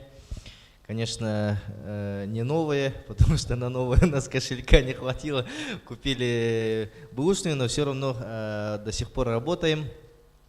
Получается, за вот почти 4 года мы переработали около 400 тонн пластика. И вот мы по продажам считаем, получается, на каждую тротуарную плитку у нас уходит 1 килограмм пластика и целлофана. Вот. Вопрос какой был в перспективах? Да, как вы вообще сами на свой ваш личный взгляд оцениваете перспективы производства из вторсырья? Вы говорите, что у вас уже появились, ну скажем так, коллеги, да, по цеху? Да, коллеги, вот и сегодня вот Александр рассказал то, что закупили с оборудованием тоже переработки, да, это очень замечательно. Мы вот всегда предлагаем то, что мы друг другу мешать не будем, потому что пластика достаточно. Главный вопрос это в сборе. Вот Александр тоже, мы все через это прошли. Мы очень много вариантов смотрели, как можно это все собрать. Бутылки они большие, веса не имеют, а перевести это все в машине, который бензин стоит 60 рублей, это вообще очень нецелесообразно. Поэтому очень большая проблема именно в сборе. И вот как экологическая компания, они, как огромная компания, этим занимаются. И мне кажется, они даже в некоторых местах в убыток это все получается, но они во благо экологичности нашей земли вот этим занимаются. Мы тоже пытались устанавливать бачки раздельного сбора, чтобы именно пластик кидали, но это было в 2019 году. Еще экограмотность, наверное, сегодняшнего дня в то время был чуть ниже. И поэтому вот 1,5-кубовые вот такие заказали эти контейнера, получается, и они заполнялись в течение там 3 недель. И мы шли там, мы думали, что, ну, у нас, конечно, розовые очки были, думали, там будут лежать бутылки, целлофаны. Конечно, это мы там потратили очень много времени, чтобы это все там разделить заново, потому что туда кидали еще и, ну, все отходы. Поэтому было сложно, и мы отказались от этой идеи. И, в общем, в конце пришли к тому, чтобы сразу покупать у партнеров, которые здесь собирают картонки, они их прессуют, они параллельно занимаются целлофаном, еще целлофан собирают и прессуют, и мы у них покупаем, ну, по стоимости, которую они сказали, и прям там по полтонны. Так у нас дешевле выходит. Вот. А насчет перспективы, я думаю, вот лично мое мнение, мне кажется, чуть-чуть не хватает поддержки из государственных органов, потому что куда... Так на меня посмотрели. Да, я вот хотел сказать руководителю экологии, Министерства экологии, потому что сейчас занимается это чисто бизнесмены, чисто предприниматели этим занимаются, у которых сердца болят, да? На эту тему. И очень много разговоров, очень много площадок. Я как 4-5 лет вот хожу по таким площадкам, и очень много разговоров. И мне кажется, до сих пор не очень сильно уделяется внимание. Ну, уделяется, но не очень. Мы, конечно, поддержки получаем от Министерства предпринимательства очень много. Благодаря им мы сейчас живем, и бизнес-инкубатора. Но хотелось бы, вот мы как бы на общих основаниях участвуем в конкурсах, да, субсидирование и так далее, с другими предпринимателями, ну, у них же как бы общее, но хотелось бы, чтобы было именно конкретно вот именно эко-направление, чтобы развить, чтобы предприниматели не боялись начинать эко-бизнес, каждый. Вот тогда было бы, ну, хоть в полгода, хоть по одному компанию увеличилось бы. И так много перерабатывалось бы, и мне кажется, вот мусор уже не надо будет некоторые моменты отвозить в Хабаровск, в Иркутск и так далее, в те города, а можно было бы оставлять здесь и продавать на месте, и все перерабатывать в полезные вещи. Вот, вот такое у меня мнение. Спасибо Ответил, вам да? за ваше мнение. Есть вопросы, да, у кого-нибудь?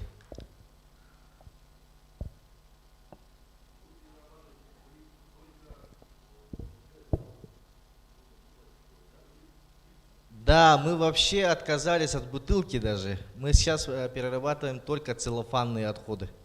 Любые целлофаны, мы их измельчаем и соединяем в печке, получается, так обычным словом, с песком, экструдеры. Ага.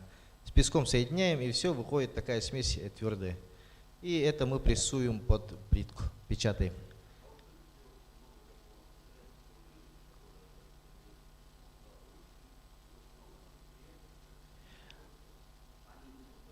Они идут на эту переработку, но, извините, я сейчас отвечу, но как бы уже с опытом это пришло, у нас есть дробилки и для твердых полимеров.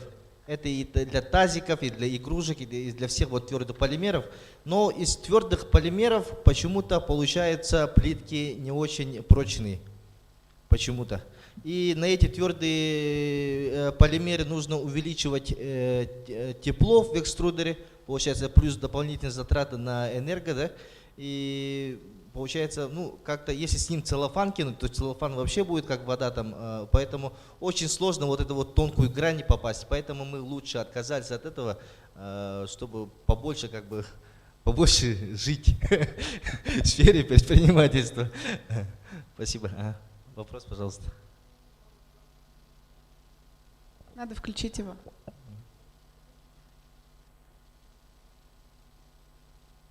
Ну так слышно, наверное. Мужчину очень хорошо слышно было. И я скажу, как волонтер страницы «Раздельный сбор ЕКТ», я его веду, и мне поступает очень много вопросов на тему именно целлофанов, пакетов с маркировкой 5. Вы их принимаете же, да? Принимаем, ага. Угу. А другие маркировки 2, 4? Мы принимаем почти все целлофаны. Угу. Все целлофаны и получается и эти, как сказать, от макаронов и вот их тоже принимаем. А куда сдавать? А? Куда сдавать? В Бестяхе можете сдавать. Мы, кстати, начали покупать их.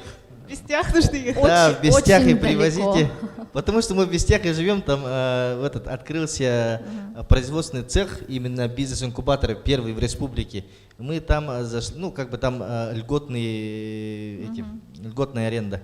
Поэтому вот в Бестях можете привезти. У меня такое предложение. Я сама тоже с Верхнеуральска очень много, 5 ПП везу. И вы можете, например, Картон Компания, она собирает пакеты с маркировкой 2 и 4. Они собирают. И вы не могли бы с ними договориться, чтобы они тоже принимали 5 ПП? Они мне сказали, что мы будем принимать, если они будут там чистые, без каких-то остатков, да? Но по городу очень много осознанных людей, да, которые именно чистят, собирают, сжимают, да, и Картон Компания находится по адресу Заимка, это очень далеко, да, и считайте, доехать туда, туда доедет только человек, который с этим знаком и, грамотный. Поэтому я хотела бы, если я отправлю оттуда, да, например, на какой-то машине, чтобы все это можно было оставить, например, у них там, именно у Картон Компании.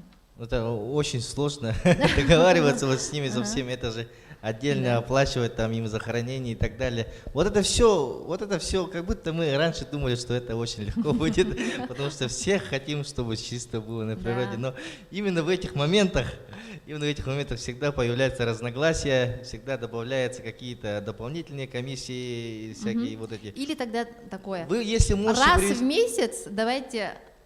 Вы чем будете отправлять? Как угодно. Как угодно, это как? Такси, это кто-то знакомый, это кто-то. А там какой объем будет, например? Мешками. Мешками на такси отправите? Ага. И сколько килограмм это будет? Прям не знаю. Ну вот от этого у нас все зависит. Вот сколько килограмм будет?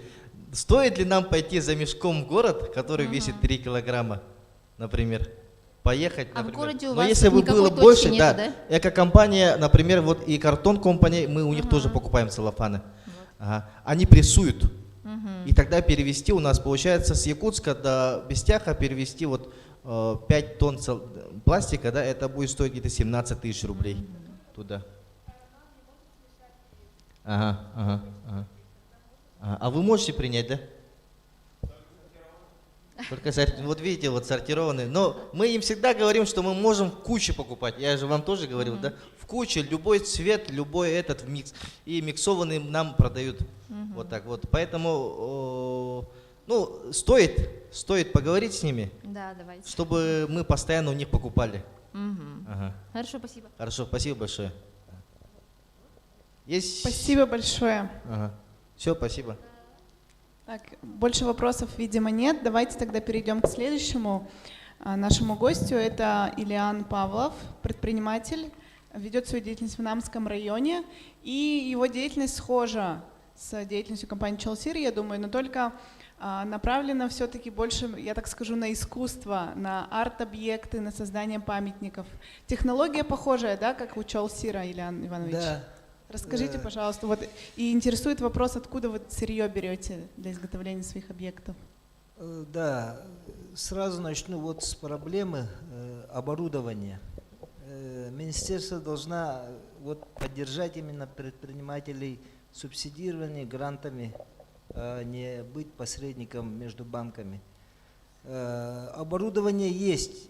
изобретенные, запатентованные есть. Есть такой человек, Роман Себекин в Волгограде. Вот любые вот такие пластиковые бутылки, там, тетрапакеты, все это переплавляется, и все это в материалы выходит. И только она очень дорого стоит. Ну вот обычный вот такой предприниматель не может это все это выкупить сам. Вы должны быть поддержкой. Именно вот это вот хотел я сказать. А так можно из этого материала сделать все, что угодно. И скажу больше, ну, вообще это материал будущего. Она, если ее правильно контролировать, она не только хрупкая, она и очень прочная.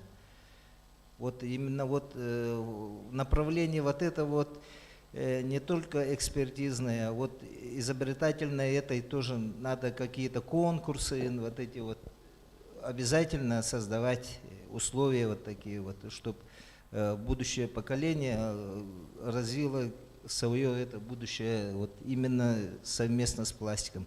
И очень много выводится, зачем куда-то возить, а ее можно переработать здесь же. Просто министерство в правильном направлении должна поддержать, все должно быть в норме, тогда вот все получится, я думаю. Хорошо, спасибо. Арт-объекты, там, все что угодно. В человеке сколько нейронов, столько идей может быть. Спасибо вам большое. Посмотрите обязательно, вот после нашей дискуссионной площадки на первом этаже выставка изделий, как раз таки изготовленных из переработанного пластика.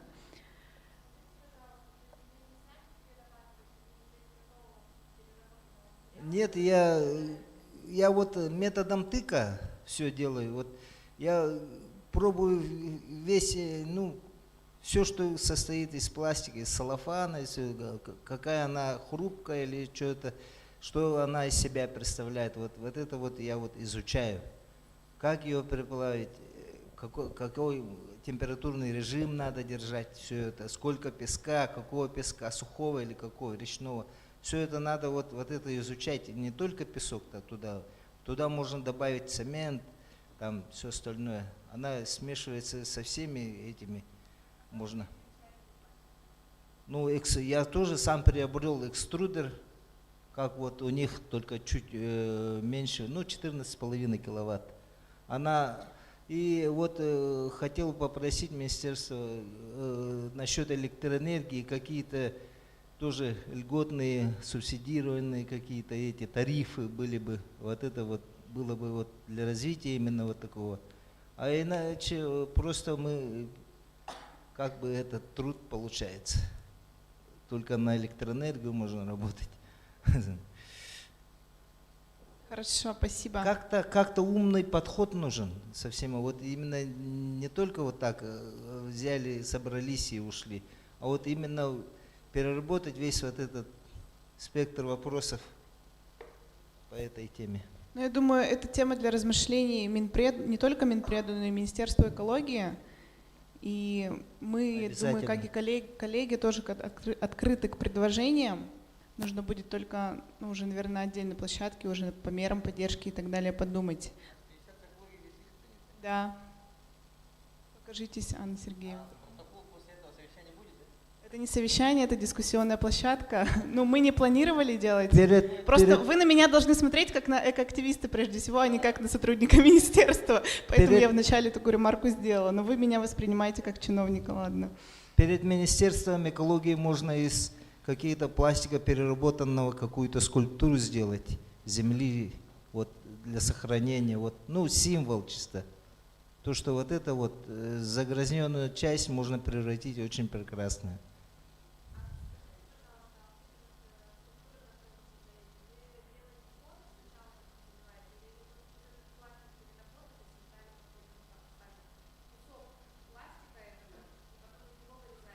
Так, там очень опасно работать, не только вот она выделяет очень ядовитый газ, и надо работать в противогазе.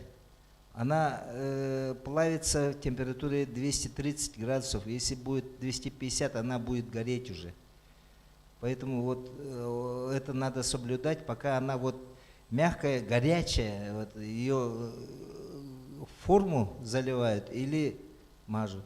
Ну, вот только таким. И всем, и тем, и этим.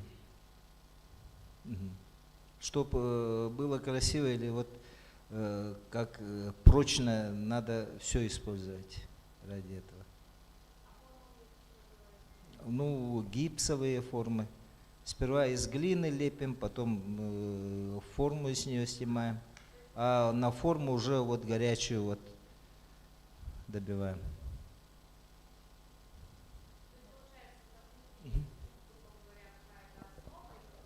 Обязательно там железный каркас обязательно там варится сперва. Чтобы создать скульптуру, ты должен быть, ну, иметь очень много профессий, наверное.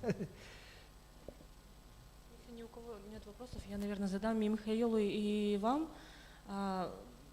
Ну, технология вот их изготовления заключается в том, что, ну, как они говорили, это, ну, переплавление пластика. А при плавлении пластика мы знаем, что почему нельзя сжигать пластик, это потому что образовываются всякие ядовитые вещества. И как вы работаете-то, друзья? Ну, здесь обязательно вентиляция, в первую очередь вентиляцию. Там двухуровневый фильтр у меня стоит, например. Выброс в атмосферу, чтобы был минимальный, там жесткий, этот мягкий фильтр. Плюс сами работаем в противогазе. Ну, там не очень удобно, но привыкаешь. Нет, там мы изучали это вместе, когда начинали, мы вопрос все изучали, и в Министерство экологии ходили, смотрели классность вредности этого дыма. И он относится к 4. Это маловредные. Сильно не вредные. 1 это самый плохой. Там, ну, хорошую вентиляцию, она быстро растворяется в этом. Если его не сжигать. Если сжигаешь, если она начинает гореть, она вот едкий дым выходит. А если он пока у нас вот экструдер большой и с этим, с вентиляцией, которая с вытяжкой, и вот выходит тесто, мы ее тесто называем. Тесто выходит, сразу в пресс поставили, и нигде даже вот этого вот пара не ощущаем, получается. А самое вредное у нас в дроблении, потому что мы дробим пластик, и эти мелкие пыли, да, пылинки, вот это опаснее, чем этот пар от этого тепла. Да, это можно, наверное, так назвать. Спасибо, коллеги. Давайте передадим слово нашему следующему эксперту Сахаяна Хаютанова, предприниматель и основатель экомаркета Go Green, экоактивист, руководитель проекта «Мусор в Кубе». И мы ее уже сегодня видели, она победила у детишек. Да?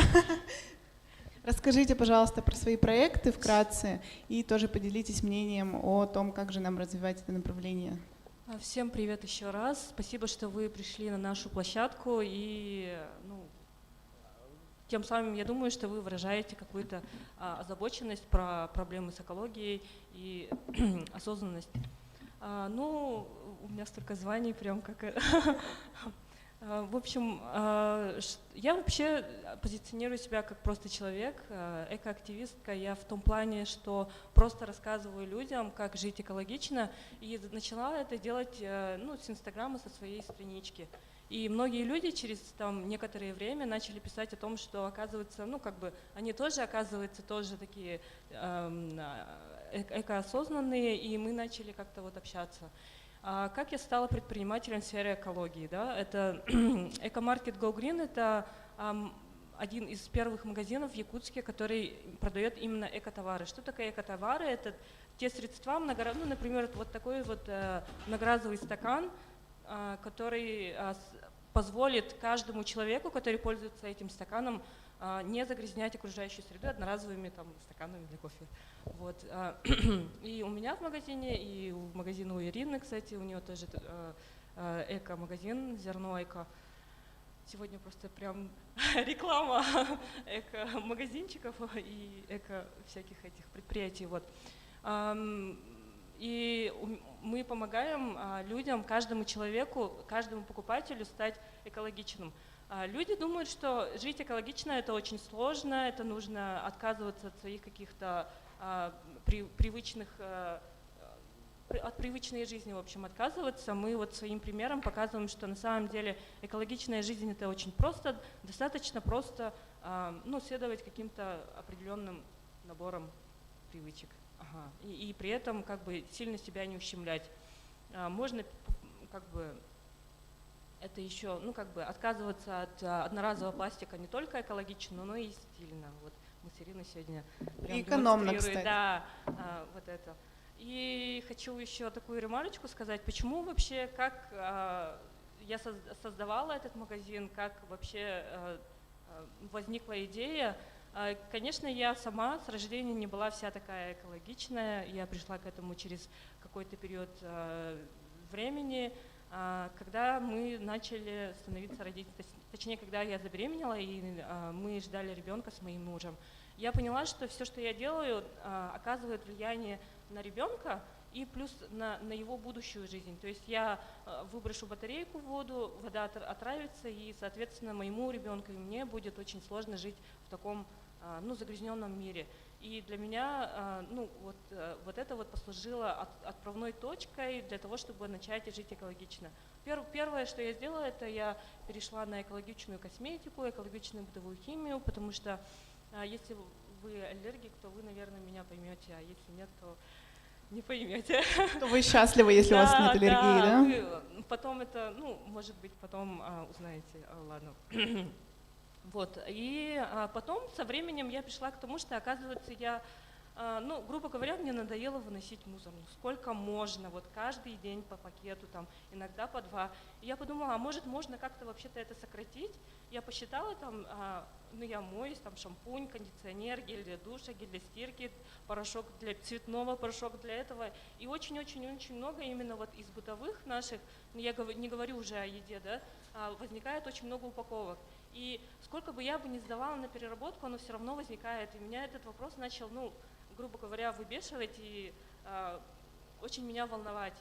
И тогда я подумала, вот бы был какой-нибудь магазин, где я могла бы прийти и вот со своей тарой, и мне бы налили не только кофе, но еще и гель для стирки. А потом пришло время осознания того, что а почему этим человеком не могла бы стать я? И вот вот так вот пришла ко мне идея создания магазина.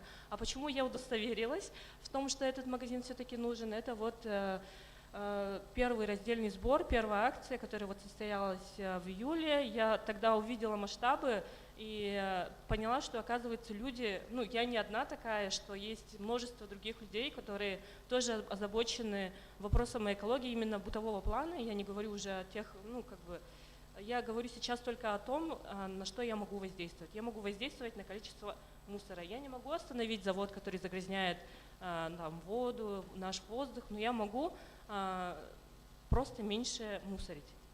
Вот. И вот так вот родилась идея создания магазина.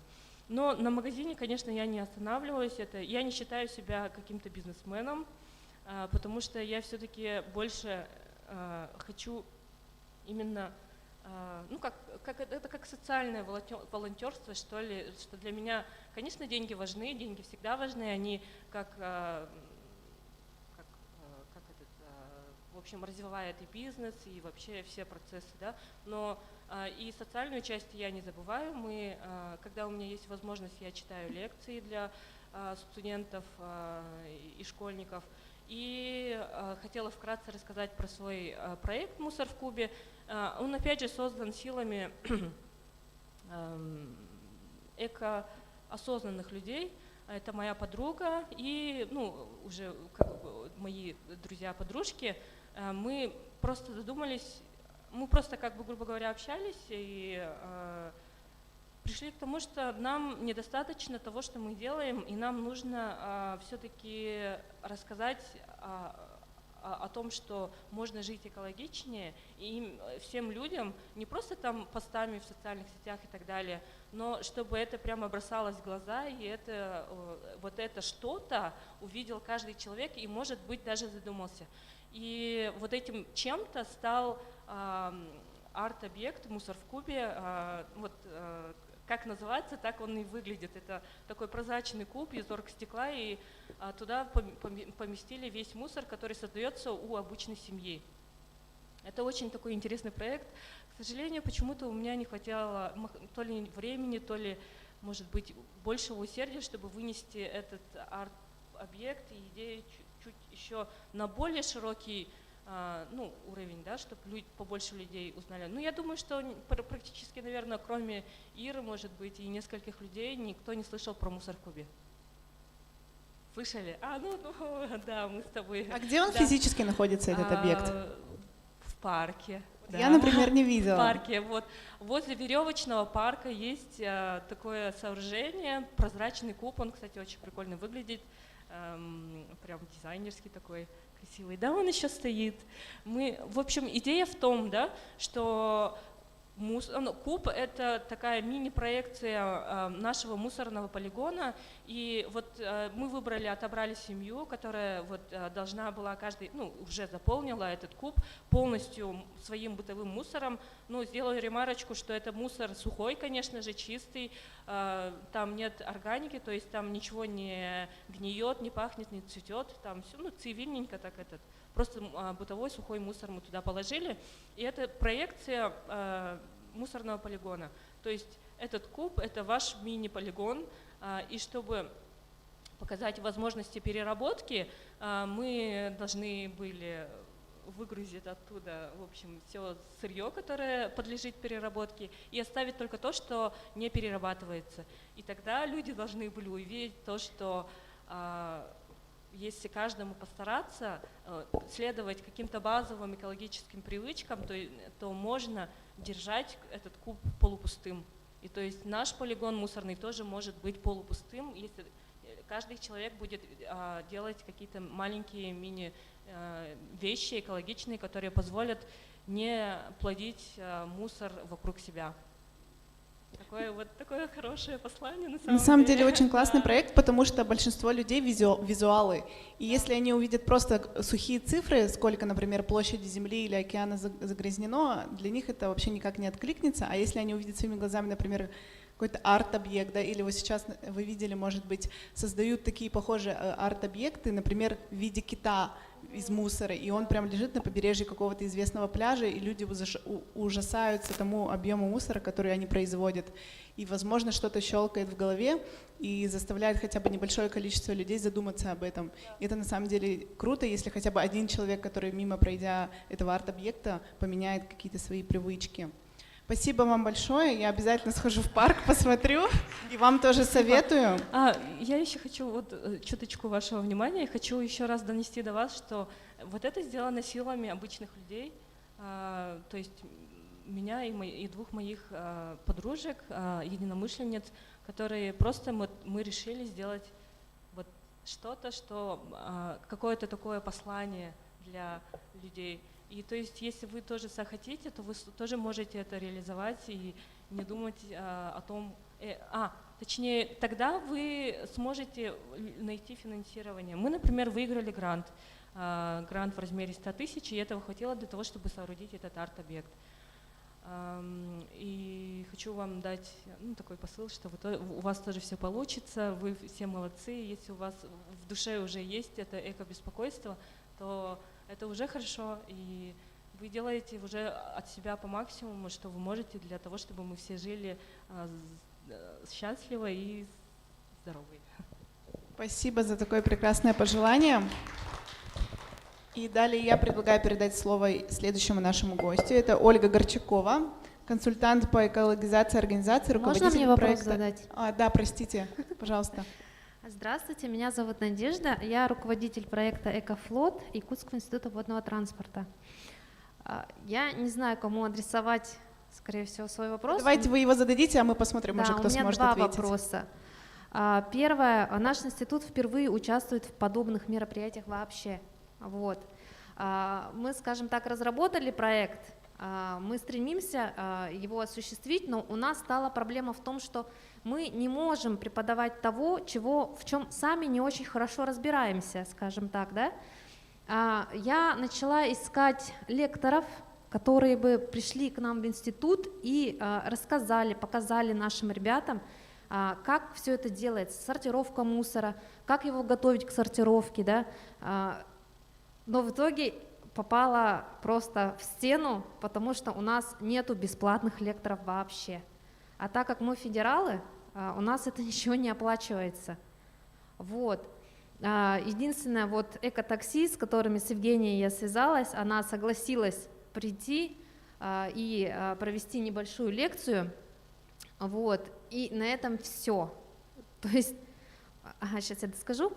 И все. То есть все остальные, с кем мы связывались, они либо вообще не делают этого, как, допустим, вот Александра, где вы работаете? Якутская экологическая компания. Да, вот они сказали, что они вообще такое не проводят, и остальные тоже, да.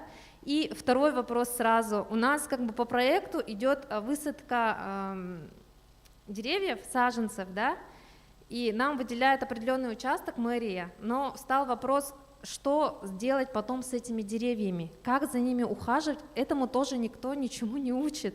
И мы хотим это сделать, но нам тоже говорят, вот вы сначала придумайте, что с этим потом делать. И мы мы думали, мы посадим, ну придем, польем, а дальше что делать? И все вот эти, они говорят, все саженцы, которые садятся, они погибают на следующий же год. То есть каждый год то, что высаживается, оно погибает на следующий год. Вот два вопроса. Как сделать наш город зеленым, потому что у нас только один парк. И вот как бы нам помочь с тем, чтобы у нас были лекции. Да, Сахаяна, пожалуйста. Могу, да, ответить. Ага. Ну, насчет бесплатного, конечно, это сложно, потому что это, ну, как бы время людей, ну и так далее, вы это, наверное, тоже понимаете. Как привлечь деньги? Вот я советую вам, когда вы пишете грантовые проекты, вот эти все моменты, вплоть до продвижения у блогеров, прописать финансирование. Потому что вот когда мы писали «Мусор в Кубе», мы забыли эту вот важную деталь, как вот продвижение у блогеров. Продвижение блогеров мы забыли, нет. соответственно, блогеры у нас, ну, как бы, это же их тоже труд, этот труд должен быть оплачен, и мы не смогли, ну, грубо говоря, найти бесплатного блогера, вот, поэтому продвигались как могли, и, соответственно, да, вот, только с помощью таких осознанных и тоже экоориентированных людей только, ну, мы вышли, то есть я имела в виду, почему я не смогла выйти на уровень выше, это, то есть выйти за уровень экоосознанных, я хотела достучаться еще до обычных людей. Вот. А что касается вообще самих этих лекций, кстати, вот в рамках «Мусора в Кубе» мы сделали еще и эко-школу, ну, не скажу первую, ладно, онлайн, он включает в себя онлайн-лекции. Кстати, они же размещены у нас на запретном сайте. Она хотела вам подсказать, что мы разместили это все в Инстаграм, и можете там увидеть. Мы приглашали лекторов и подготовили хорошую такую базу для начинающих экоактивистов, и там тоже есть такие вот, ну, как бы все, ну, лекции, в общем, есть, да. Как сортировать, как вот все базовые вопросы, которые возникают у каждого человека, когда он хочет стать экологичным, вот это вот мы попытались вместить этот экокурс. Вы можете тогда как-то написать мне, и мы постараемся разместить эту информацию, ну, в YouTube хотя бы, потому что это все в формате видео, в общем. Второй вопрос я забыла насчет этого. Может быть, ботанический сад может помочь, но опять же нужно, наверное, было заложить в гранте, да? Да. Да, в общем, смысл таков, что нужно закладывать денежки на продвижение, на маркетинговые стратегии и так далее. Понятно. Ну, вам ответили на ваш вопрос? Если что, можно после дискуссионной площадки еще детально пообщаться. Так, Оля, пожалуйста. Ольга Горчакова, консультант по экологизации организации, руководитель проекта «Экосело». Сегодня слышно, у нас в гостях. Да. Хотим спросить у тебя, каким образом вы реализовали свой проект, в чем его суть и как это повлияет вообще в целом на устойчивое развитие в республике? Да, спасибо за вопрос. Всем добрый день.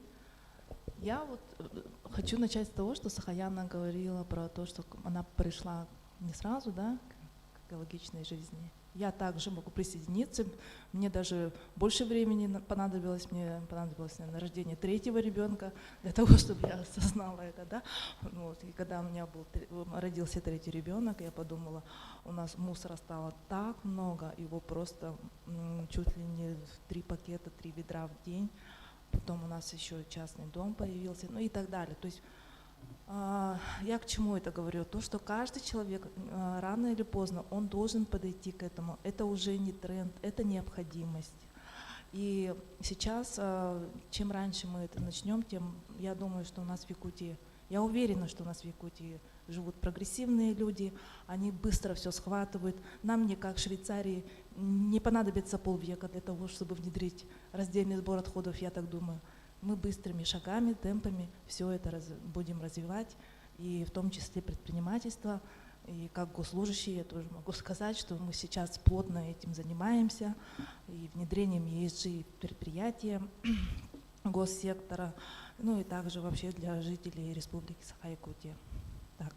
Если говорить про руководителя, да, проекта «Экосело», откуда появился данный проект? Вот мы с Люцией, финалисты республиканского кадрового конкурса «Таланты Якутии», который, вы, наверное, знаете, его раньше назывался «Министр», сейчас «Таланты Якутии». Вообще замечательный конкурс. Советуем всей молодежи, нет, там даже не молодежи, от 18 до 45 лет поучаствовать в таких конкурсах, да, ну, именно вот «Таланты Якутии». 300 финалистов разделены были на 2 факультета: развитие сельских территорий и развитие Арктики. И моя команда выбрала проект, то есть тематику, проблему экологии, команда Люции тоже. Но у меня проект образовательный. Мы решили взять проблему низкой грамотности, экологической грамотности. Вот.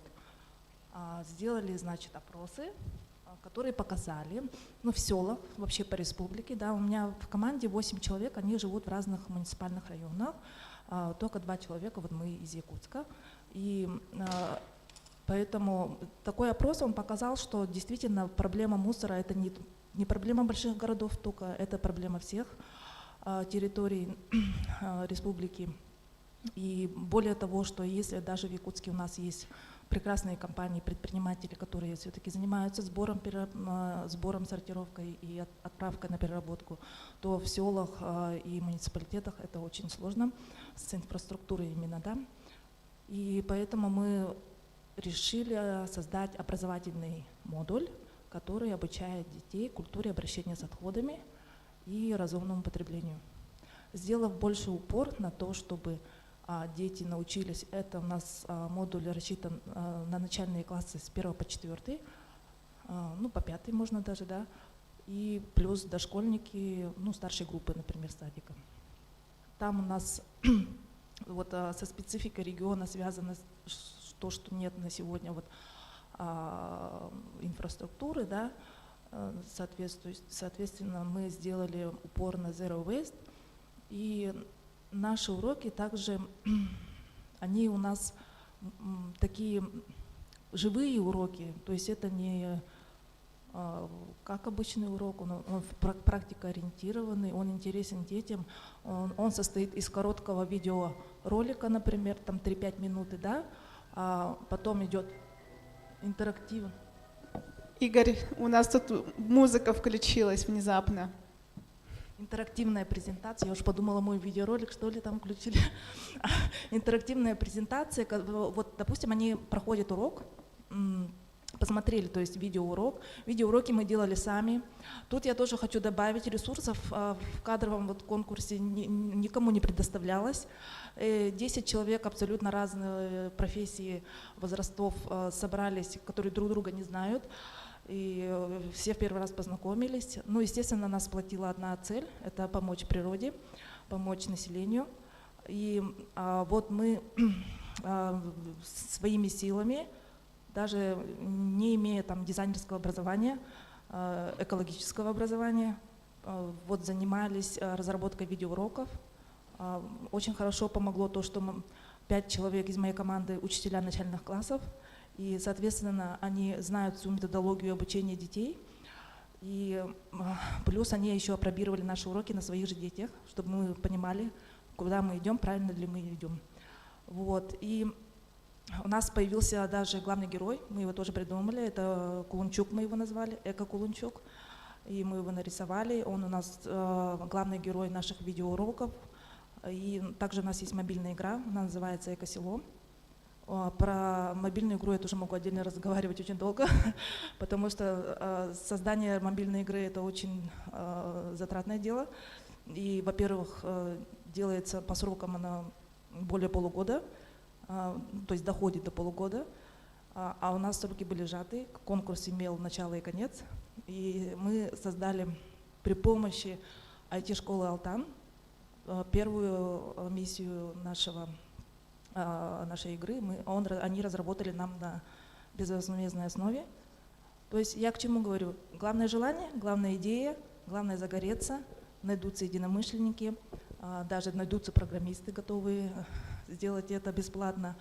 Я выходила на Минэкологии, я выходила там, то есть во все стучалась в двери, никто не отказывает, все помогают.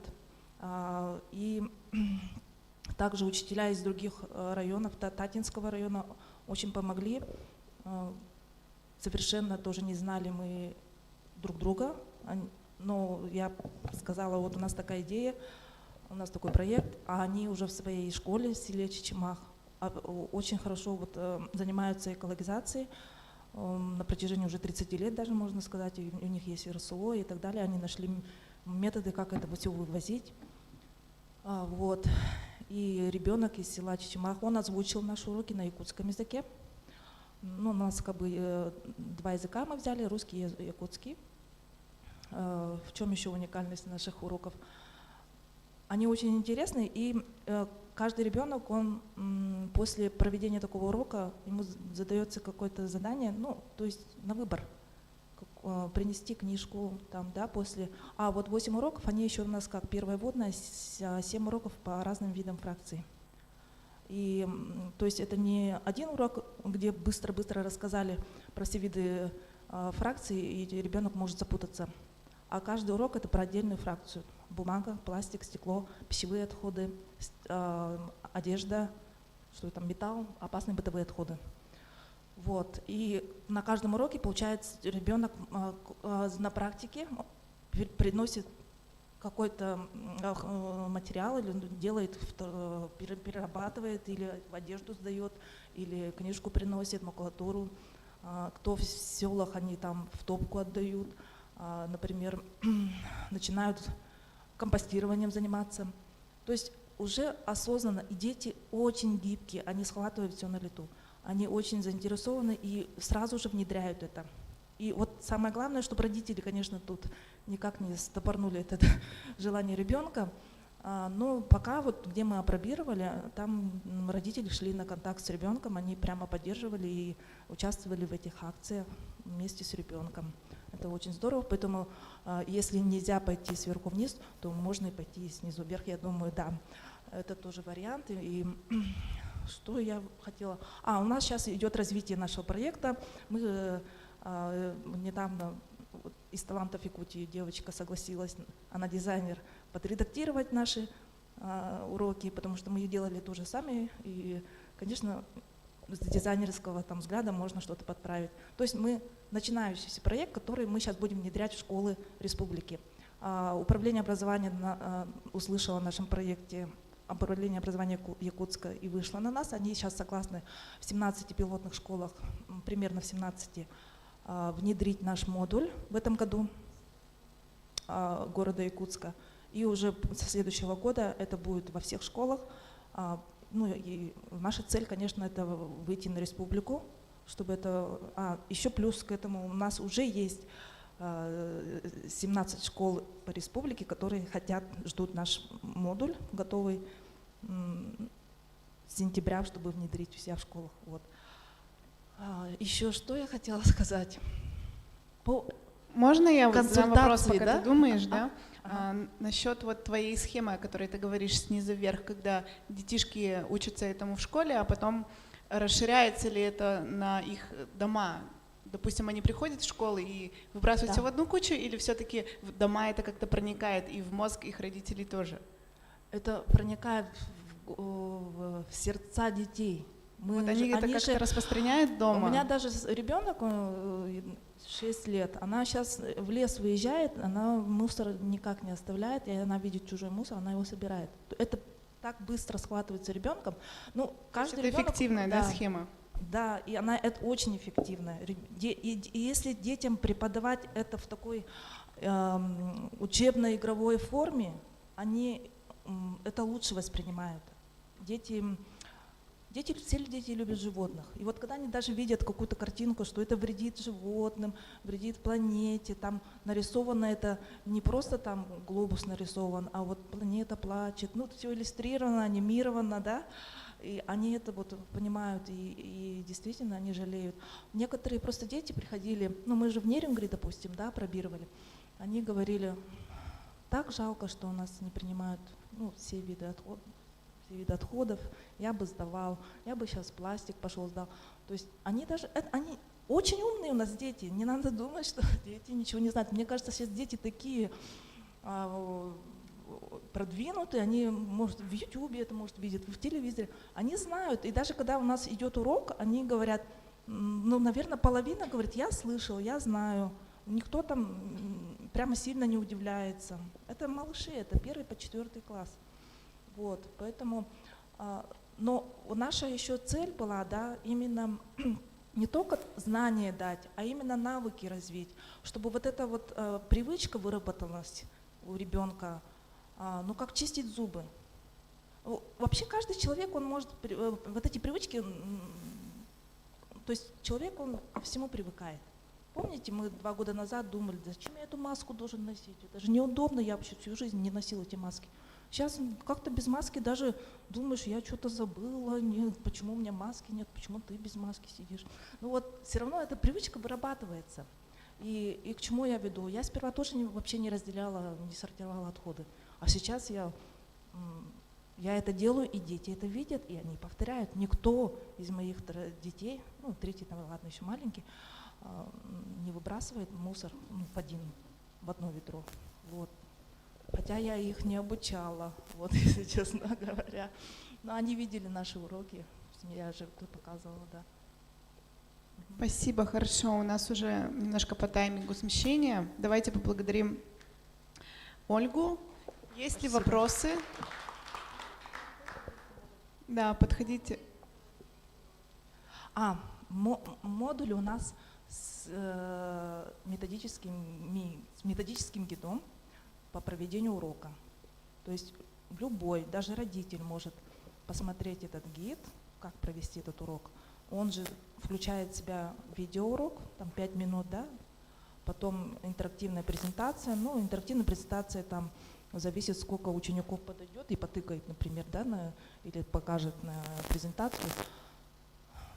Ну, в общем, у нас же как урок длится 30 минут, этого урока хватает. И если у нас в модуле 8 уроков, то это получается 8 занятий. Если разделить это на 1 урок в неделю, это 8 недель.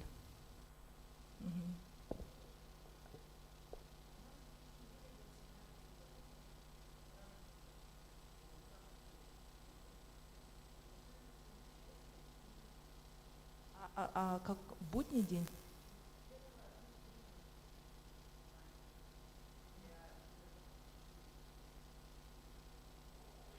Я просто из декрета выхожу с понедельника. И тут я хочу выйти с понедельника, то есть выхожу на работу и хочу понять хотя бы до 1-ю неделю, как я буду сейчас совмещать свои общественные вот работы со своей основной работой. И я с вами свяжусь. Ага. Конечно, я хочу принять участие. Ну, либо из нашей команды кто-то примет участие. Отлично, у нас уже создаются связи, уже договариваются о разных мероприятиях, это очень здорово. Спасибо, Ольга. И следующий наш гость, наш эксперт, это Люция Ноева, автор экологического проекта «Лом с умом». Вкратце расскажу. Этот проект направлен на очистку территории от металлолома, верно? Расскажите, какие муниципальные образования присоединились к проекту и вообще какие успехи? уже достигнуты на сегодняшний день? Ну, как Пожалуйста. уже Ольга рассказала, мы финалисты кадрового конкурса, где было нам дано задание разработать и внедрить проект, который принесет пользу населению. И вот у нас было 20 с чем-то команд, из них 5 по экологии. 5. Изначально было больше, но некоторые, конечно, не доработали. Расскажите больше про содержательную часть. Вот сейчас что вы делаете? Не как вы участвовали в конкурсе, а Ну вот, да, потихоньку туда захожу. В общем, наш проект, суть проекта состоит в взаимодействии 3 сторон. Это муниципальное образование село, да, транспортная компания и металлопринимающая организация. То есть суть состоит в том, что транспортная компания во время, ну, правда, это сезонно, конечно, например, работает на ремонте дорог, ремонт школ, строительство соцобъектов проводится у нас, ну вот летний сезон, да, в основном. Туда он едет груженный в сторону села, получается, где это все строится, где дороги делаются, и обратно едет порожним. И вот этот момент мы подумали, что можно использовать.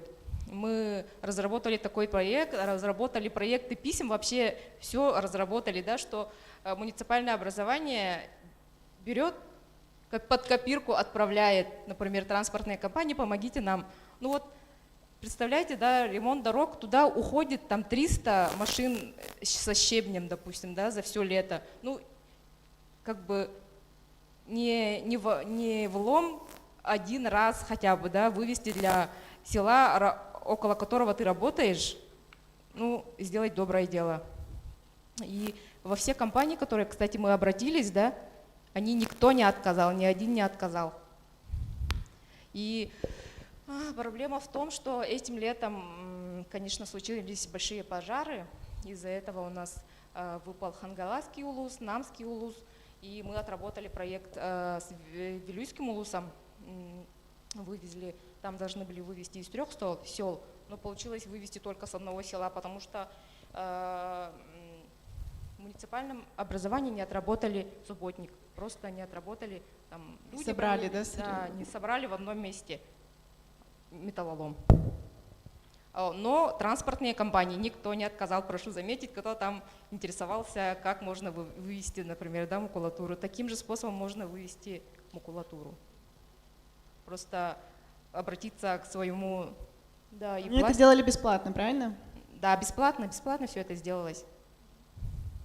Так что главное... Не бойтесь обращаться. Да, не бойтесь обращаться. Мы ко многим обращались, да, даже, ну, как бы и в министерство обращались, Министерство транспорта тоже сказали, что если вы, ну, как бы какое-нибудь муниципальное образование обратится к нам за помощью, чтобы мы переговорили с какой-то транспортной компанией, без проблем сказали. Министерство экологии, спасибо, нас поддерживает информационно. Мы участвуем в форумах, после которых к нам, да, начинают обращаться с администрацией сел, которым мы помогаем. Ну вот сезон уже наступает, когда можно будет это уже претворять в жизнь, привозить. Вот так вкратце. Спасибо. Есть ли вопросы из зала к нашим спикерам? На самом деле мы уже всем дали слово. У нас сейчас по программе еще осталась презентация творческого объединения по сохранению культуры коренных малочисленных народов Севера, Кындыкан. Я думаю, вы все слышали об этом проекте. Если вопросов нет, то давайте от души поблагодарим наших сегодняшних спикеров, экспертов за то, что поделились опытом и своим видением, и за то, что вы вообще живете, принося пользу, такую огромную пользу нашему обществу. И я, конечно, выражаю надежду, что все наши сегодняшние участники что-то узнали нового и тоже будут внедрять в своей жизни, в жизни своей семьи и так далее принципы устойчивого развития, экопривычки и так далее. Я готова, я думаю, что наши эксперты готовы тоже после дискуссионной площадки пообщаться. И чтобы было удобно, наверное, вам сейчас стоит пересесть обратно за первый ряд, чтобы вы тоже смогли удобно посмотреть презентацию проекта Кындыкан. Анна Фомина, официальный спикер проекта Кындыкан. Пожалуйста, передаю вам слово.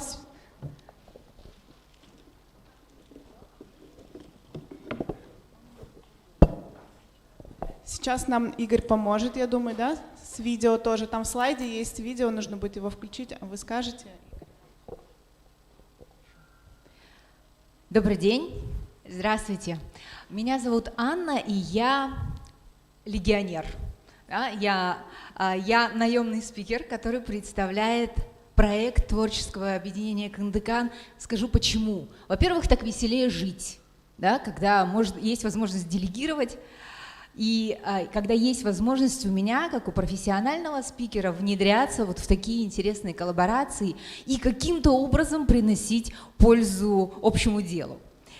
Во-вторых, потому что если бы все проекты на всех площадках презентовала одна Маргарита, которая является автором, идейным вдохновителем, движком, пламенным мотором, сердцем, душой и разумом проекта Кындыкан, то боюсь, что нам пришлось бы ее неоднократно клонировать. Да? Зачем нам много Маргарит, если она у нас одна, такая как якутский алмаз, уникальная, неповторимая. Поэтому вот таким образом мы сегодня с вами будем взаимодействовать. Еще раз, меня зовут Анна, и я представляю проект Кындыкан. Итак, в 2021 году в Якутии стартовал социальный проект, который носит гордое название Кындыкан. Этот проект за короткое время сплотил огромное количество талантливых людей вокруг себя, что немаловажно, люди все оказались неравнодушными. Этот проект направлен на создание нового этнического героя, образа коренных малочисленных народов Севера, девочки Кындыкан. Здесь небольшая историческая ремарка. Кындыкан – это имя прародительницы Маргариты Поповой, которая и является идейным вдохновителем данного проекта. Миссия Кындыкан заключается в том, чтобы объединить усилия для того, чтобы Север был услышан в современном мире, и через призму персонажа обращать внимание к тем вызовам и угрозам, которые на сегодняшний день актуальны. Да? Мы говорим, конечно же, об исчезновении языков коренных народов Севера, о том, чтобы сохранить культуру и традиции этих древних народов. Этих людей можно называть хранители Севера, и это не будет совершенно пафосно. Почему? Об этом чуть позже. Культурный региональный этнобренд Кындыкан как инструмент сохранения культурного кода коренных и малочисленных народов Севера – это уникальный проект, потому что через восприятие, через образ этнического героя можно доносить миру сложные, казалось бы, на первый взгляд, идеи. Например, вот в контексте экологии, мне кажется, девочка Кындыкан, такая же, как другие этногероини, которые известны всему миру, такие как Мулан, допустим, Покахонтас, может говорить и о таких важных вопросах, как сохранение культуры, экологии, нетронутости, первозданности Севера. Вот это вот команда людей, которая работает над проектом Кындыкан, каждый частичку своей души, своего сердца, своего профессионализма вносит этот проект, и благодаря этому огромное количество на сегодняшний день светлых абсолютно дел уже совершено. Еще раз напоминаю, что проект стартовал в 2021 году, то есть проекту всего лишь годик, а уже очень много чего сделано. Сказка Кындыкан – это то, наверное, о чем слышали многие. Поднимите руку, кто не слышал про сказку Кындыкан. Не слышали? Вот нужно книжки, по-моему, подарить. 2 человека не слышали. У вас есть книжка, это здорово. У меня тоже есть книжка. Замечательная книжка, допустим, любимая книжка моей младшей дочери, читает уже в 3-й раз и говорит: я буду еще раз читать Кындыкан. Я говорю: дочь, тебе нужно набирать скорость чтения, читай что-нибудь, чего ты не знаешь. Нет, я буду читать Кындыкан. Читает Кындыкан. Сказка на данный момент уже вышла на русском и эвенском языках. Кроме того, сейчас работают над переводом на английский язык профессионалы и переводчики из Лос-Анджелеса. Кроме прочего, сейчас идет работа над созданием аудиоверсии этой книги. Я думаю, что это будет очень здорово. Тоже на 2 языках, на русском и на эвенском. Так, вот это видео, как бы нам его включить? Это, собственно, то, что было сделано за 2021 год. Рассказывать очень долго, поэтому лучше смотреть.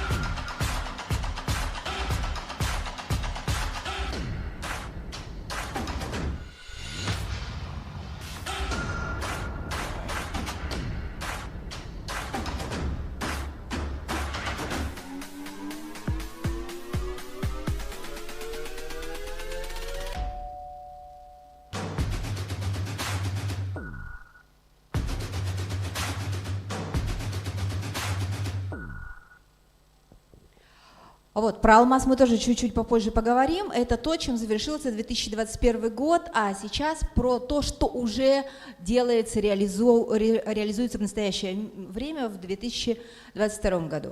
Вообще, не мне вам объяснять про то, что одной из важнейших проблем современности является проблема загрязнения воздуха. Да, это глобальная проблема. Опасность загрязнения атмосферы заключается не только в том, что в чистый воздух попадают вредные вещества, губительные для живых организмов, но и вызываемым загрязнениями изменения климата Земли. Собственно, лето 2021 года дало нам очень сильную встряску. Мы все помним пожары, очень близко от нас. Мы помним наводнения, которые происходили далеко, но все равно потрясали всех, тайфуны, наводнения и так далее. Ученые, экологи утверждают, что во всем этом очень большое влияние антропогенных факторов, то есть влияние человека, собственно. Да? И многие говорят о том, что Север действительно нужно сохранять. Здорово, что об этом начали уже говорить. Почему? Ну, потому что мерзлота является хранителем мирового баланса, и это очень важно. Поэтому мне кажется, ну и, собственно, команда Кындыкан считает, что именно устами вот этой вот маленькой, храброй северной девочки, устами этой героини необходимо говорить о таких глобальных проблемах. Мир к этому более чем готов. То, что касается непосредственно экологических проектов, которые уже сегодня реализуются проектом Кындыкан. Вот, допустим, проект фотокаталистических красок от производителей, которые получили представители проекта. Это единственная краска в мире, которая способна очищать воздух. Она имеет лицензию, она имеет патент. Допустим, 1 метр площади, который будет покрыт такой краской, вот с такими полезными свойствами, равен 1 живому дереву. Деревья – это, конечно же, легкие нашей планеты, так вот краска является аналогом этих легких. Под действием света активизируются полезные свойства этой краски, и начинается процесс непрерывного разрушения летучих органических субстанций, которые уменьшают вредные соединения, находящиеся в воздухе. Вот этой краской были нарисованы картины. Этот проект носит название «100 картин». Проект посвящен столетию образования Якутской АССР. картины на северную тематику, написаны якутянами и будут переданы республиканским медицинским учреждениям. Для чего? Конечно же, для очищения воздуха в этих самых медицинских учреждениях. Такие картины можно вешать дома, такие картины можно вешать в общественных местах и в местах большого скопления людей, которых мы уже очень привычно с вами опасаемся. Следующий момент, о котором имеет смысл сказать, это о партнерстве. О партнерстве и, собственно, вот анонсированная тема алмаза, который носит название Кындыкан. Сегодня прошла презентация. Вот здесь находится, я понимаю, что вам, наверное, не видно, мне видно прекрасно, я им наслаждаюсь. Вы сможете подойти, посмотреть. Глазами посмотреть можно. Вообще, это, конечно, это копия, точная копия алмаза, который носит название Кындыкан. Да, ну, все по-честному, без обмана у нас с вами, поэтому мы честно и откровенно говорим. Но вы зато можете иметь представление о том, как выглядит этот замечательный алмаз. Вот партнеры Алроса, ну, люди, которые очень заинтересованы, во-первых, в разработке, конечно же, во-вторых, в соблюдении баланса. Да? Поэтому они поддерживают этот проект. И вот эта вот замечательная коллаборация между проектом общественным и таким мастодонтом промышленным, как Алроса, мне кажется, должен давать какой-то синергетический эффект, что мы уже и видим, потому что это замечательный инфоповод, который еще раз привлекает внимание и к деятельности компании Алроса, и к деятельности творческого проекта Кындыкан. Нужно сказать, что алмаз общей массой 91,86 карат. Это очень большой алмаз. Да? Найден он в Оленёкском улусе, абсолютно наш, северный, замечательный камень. Где он? Ну, я думаю, где-то в хранилище. Он да? сейчас находится в Гохране российском, и к столетию республики его привезут в сокровищницу. Будет выставка 100 имен, 100 алмазов, да, посвященные 101-м. Это по решению компании Алроса будет алмаз Кындыкан. Я бы хотела немножко дополнения по поводу алмаза сказать, что именем Кындыкан назван не только в честь проекта, а в честь нас. То, что мы добились нашей миссии, что Север услышан. И Кындыкан, этот алмаз посвящен всем тем, кто говорит на своих языках народных, кто занимается вот этим сохранением, кто фанатично болеет. Это народный по-настоящему алмаз и наша общая первая большая победа. Да. Когда мы говорим, что победа общая, это не просто слова, это приглашение к партнерству. Да? Вы можете присоединиться и к проекту, который прямо сейчас набирает обороты, это вот 100 картин. Вы можете написать свою картину и подарить его какому-то медицинскому учреждению или какому-то общественному центру большому.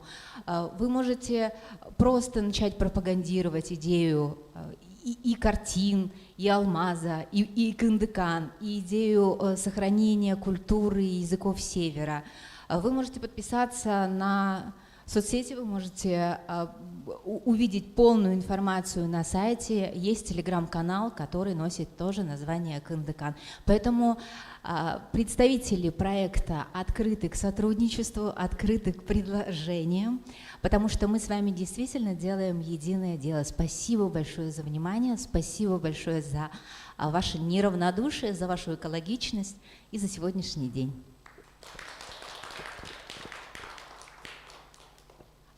Для вопросов, если будут вопросы, я приглашу Маргариту к микрофону, я думаю. Если есть вопросы по проекту.